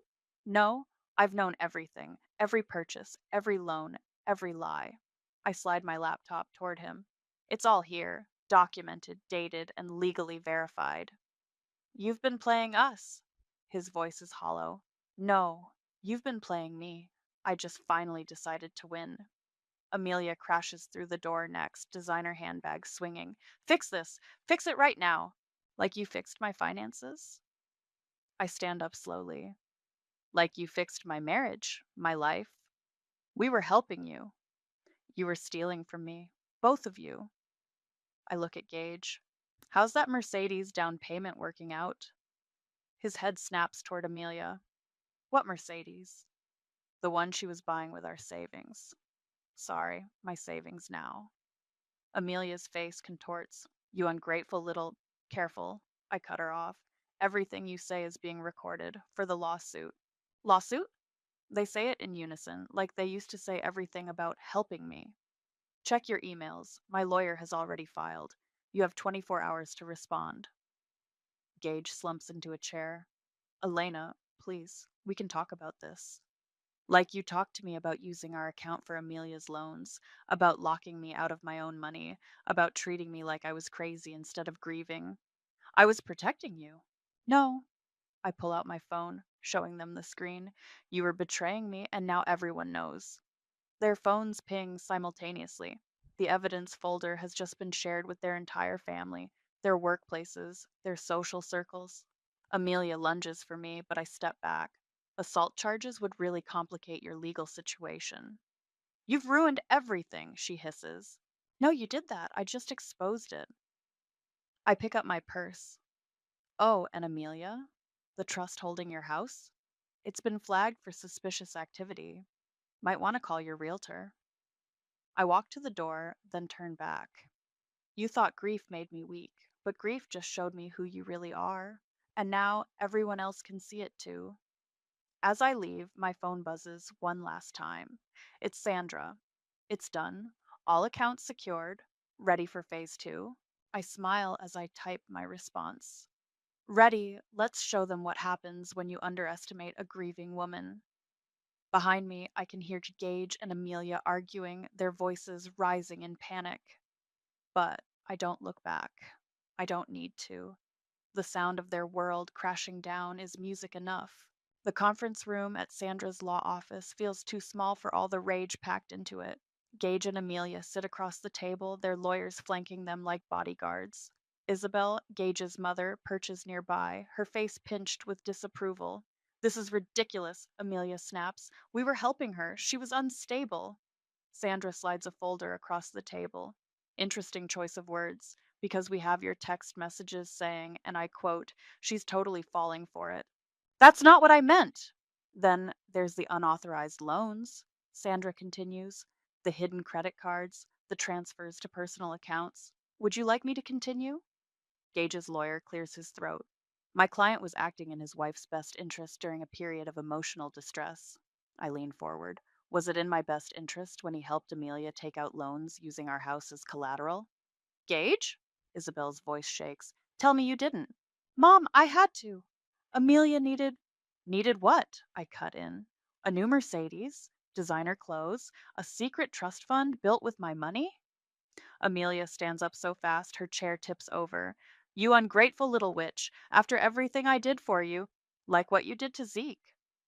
The room goes silent. Amelia's face drains of color. Oh, yes, I continue. He told me everything. Should we discuss those sealed court records? You talked to Zeke? Isabel asks. He warned me about how Amelia bankrupted him, about how she's done this before. Gage's lawyer shuffles his papers nervously. Perhaps we should take a break. No, I say firmly. We're going to sit here and go through every transaction, every manipulation, every lie. For the next hour, Sandra methodically unpacks the evidence bank statements, text messages, recorded conversations. With each revelation, Isabel's face grows harder. The garden renovation, Sandra says, pulling out another document. $12,000, authorized by Amelia using Elena's funds. It was therapeutic, Amelia protests. For who? I ask quietly. The koi pond you ordered matches exactly the one you tried to get Zeke to build before your divorce. Gage puts his head in his hands. I didn't know. Amelia, you said. Oh, shut up, she snarls. You knew exactly what was happening. You were just too weak to stop it. Like you were too weak to stop her from destroying your marriage? Isabel stands up. I've heard enough. Elena, I owe you an apology. I should have seen this sooner. Mom! Amelia's voice cracks. You can't seriously be taking her side. Watch me. Isabel gathers her purse, and don't bother coming to Sunday dinner until you've made this right. After she leaves, Sandra lays out the terms full financial restitution, dissolution of all unauthorized loans, and a restraining order against Amelia. This is extortion, Amelia's lawyer protests weakly. No, Sandra replies. This is consequences. My phone buzzes, a news alert. Someone leaked Amelia's financial history to the local paper. The headline reads Local woman accused of serial financial fraud. Amelia's face goes from white to purple as she reads it. You leaked this. Actually, Sandra says, that was anonymous. But the HOA board might be interested in knowing their treasurer has a history of fraud. You can't prove anything? Like you couldn't prove I was unstable? I pull out one final document. By the way, we found the forged medical records you were planning to use. Dr. Matthews was very interested in that. Gage looks up sharply. You forged medical records? I had to. She was going to ruin everything. No, Amelia, you did that all by yourself. The meeting ends with signatures and threats, mostly from Amelia. As they leave, Gage tries to catch my eye. Elena, please, we can fix this. We already did. The divorce papers are being delivered tomorrow. Outside, Sandra hands me a glass of champagne. How does it feel? I watch through the window as Amelia screams at her lawyer in the parking lot. Gage sits in his car, staring blankly ahead. Like waking up, I answer. My phone buzzes again, a message from Isabel. I'm sorry I didn't believe you. Dinner next week? Just us? Before I can respond, another notification pops up. Anonymous tip leads to investigation of local real estate trust linked to fraud allegations. I smile. Amelia's house of cards is finally falling. Ready for the next phase? Sandra asks. I take a sip of champagne. They thought grief made me weak. Time to show them how strong it made me instead. The courthouse feels colder than I remember. Amelia sits across the aisle, designer outfit replaced by something almost modest, almost believable. Gage isn't here. He's probably still dealing with his suspension from work after the company audit. All rise, the bailiff calls. Judge Martinez looks exactly like what you'd want in someone deciding your financial future. Sharp eyed, no nonsense, and completely unimpressed by Amelia's performance of wounded innocence. Your Honor, Amelia's lawyer begins, my client was acting out of genuine concern. Save it, Judge Martinez interrupts, holding up a document. I have the text messages where your client explicitly discusses playing the plaintiff. Shall we read them aloud? Amelia shrinks in her seat. Sandra stands. Your Honor, we have evidence of systematic financial abuse, including forged documents, unauthorized loans, and misappropriated funds totaling over $150,000. That's a lie, Amelia jumps up. She's the unstable one. She lost a baby and couldn't handle. Ms. Quinn? The judge's gavel cracks like a gunshot. One more outburst and you'll be held in contempt. Now, about these medical records.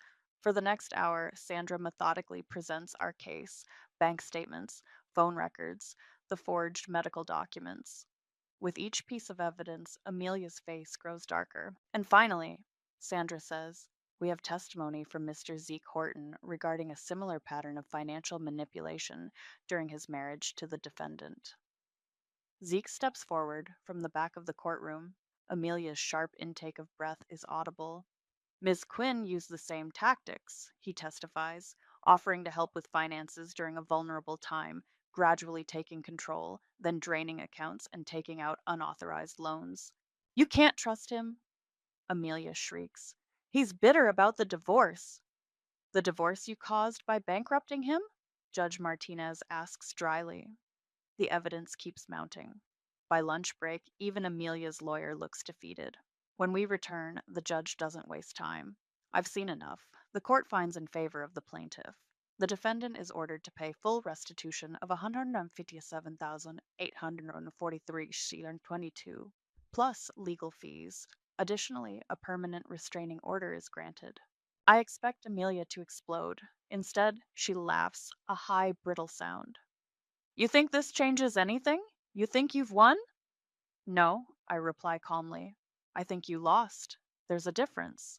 Ms. Quinn, the judge continues, given the evidence of fraud, I'm also referring this case to the district attorney's office for potential criminal charges. That wipes the smile off her face.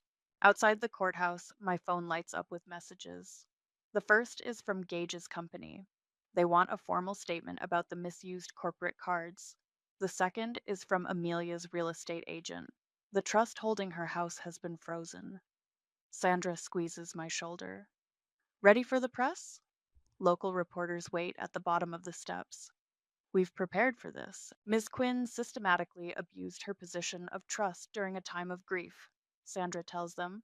Today's ruling sends a clear message about financial exploitation. And what about your husband's role in this? A reporter asks me. That's being handled separately, I reply. But this case was about holding accountable someone who weaponized my grief for their own gain. Later, at Sandra's office, we watch the dominoes continue to fall. Amelia's credit is destroyed. The Mercedes dealership is suing her for breach of contract. The HOA has called an emergency meeting about her position as treasurer. Your ex husband called, Sandra mentions. He's agreed to the divorce terms. Of course he has. His company's ethics board meets tomorrow. My phone buzzes. Isabel. Saw the news, having dinner with Amelia. She's still making excuses. I'm done enabling her. Another text follows. You free this weekend? I'd like to visit that grief support group with you, the real one. I'm composing a reply when Sandra gasps at her computer. Elena, look at this. It's an email from a major women's magazine. They want to interview me about financial abuse and gaslighting. They say your case could help other women recognize the signs. Sandra says, I think about all the other Amelias out there, all the grieving women being told they're too unstable to handle their own money. Set it up, I tell her. My phone buzzes one last time. An alert about Amelia's house. Property foreclosure notice filed. Sandra raises an eyebrow. Feel bad about any of this? I think about the nursery I'll never use, about the months of manipulation, about being told my grief made me incapable. No, I reply. I feel awake. The downtown apartment feels different from my old house. Smaller, but cleaner somehow. No lingering smell of lavender, no ghosts of what might have been. My laptop screen glows with the final draft of my book, Financial Gaslighting, A Survivor's Guide. Sandra's publishing contact thinks it could help thousands of women. The advance check already has. I've donated half to a miscarriage support organization. A knock at the door interrupts my editing. It's Isabel, carrying takeout. Brought your favorite, she says, setting down Thai food. How's the writing going? Just finished the chapter about recognizing the warning signs. I clear space on the counter. Thanks for contributing your perspective. I needed to acknowledge my part in enabling Amelia. She unpacks containers. Speaking of, she called again. Still wanting money? No. This time she was crying about how unfair it is that she has to live in a studio apartment. Isabel shakes her head. I told her she's lucky she's not in jail. My phone buzzes, an email from Gage. Third one this week. I delete it without reading. He's not doing well, Isabel says quietly. The company put him on permanent probation. He's drinking a lot. That's not my problem anymore. No, it's not. She hands me chopsticks. Have you seen the support group comments? I pull up the private Facebook group I started. Women sharing stories, warning signs, escape plans. The membership grows daily. Look at this one, I say, showing her a post. I thought I was crazy until I read your story. Today I checked my accounts. My sister-in-law has taken $23,000. I'm calling a lawyer tomorrow. You're helping people heal. I'm helping them wake up. I scroll through more comments. That's what grief does, you know. It either breaks you or it burns away everything except the truth. My doorbell rings again. This time it's Sandra waving a newspaper. Have you seen this? She spreads it on the counter. Amelia's being investigated for 3 other cases of financial fraud. Women are coming forward. Good. I take a bite of pad thai. How's the class action looking? Growing. 10 plaintiffs now. Sandra steals a spring roll. Oh, and Zeke called. He's dating someone new. Says she's nothing like Amelia. Smart man. My phone lights up with another message. From Carlos, my old boss. Miss you at work, but the foundation loves having you on the board. Your experience with financial abuse is exactly what we needed. I smile, remembering how that inheritance changed everything. Not just the money, but the timing, the perfect leverage to expose their scheme. You know what's ironic? I tell Isabel and Sandra. They thought grief made me weak, but grief just made me see clearly. For the first time in my life, maybe. Speaking of seeing clearly, Sandra pulls out her tablet. The magazine interview went viral. 3 publishers want to talk about expanding the book into a series. About what? Financial literacy, emotional manipulation, recovery after loss. She grins. Apparently, people really connect with a woman who turned her pain into power. My phone buzzes again. This time it's a news alert. Local woman pleads guilty to financial fraud charges. Below is Amelia's mugshot. No designer clothes, no practiced sympathy, just defeat. Justice looks good on her. Isabel says dryly. I close my laptop, leaving the final chapter for tomorrow. The ending's already written anyway, not just in my book, but in all the women finding their strength, reclaiming their power, refusing to let grief become a weapon used against them. Sandra raises her water glass. To karma, to consequences, Isabel adds. I think about the nursery I never got to use, about the baby I never got to hold, about how loss can hollow you out or fill you with purpose. To waking up, I say, clinking glasses, and staying awake. Later, after they've gone, I stand at my window overlooking the city. My phone shows one last notification, a woman in my support group. I left today, took my money, my dignity, and my future back. Thank you for showing me how.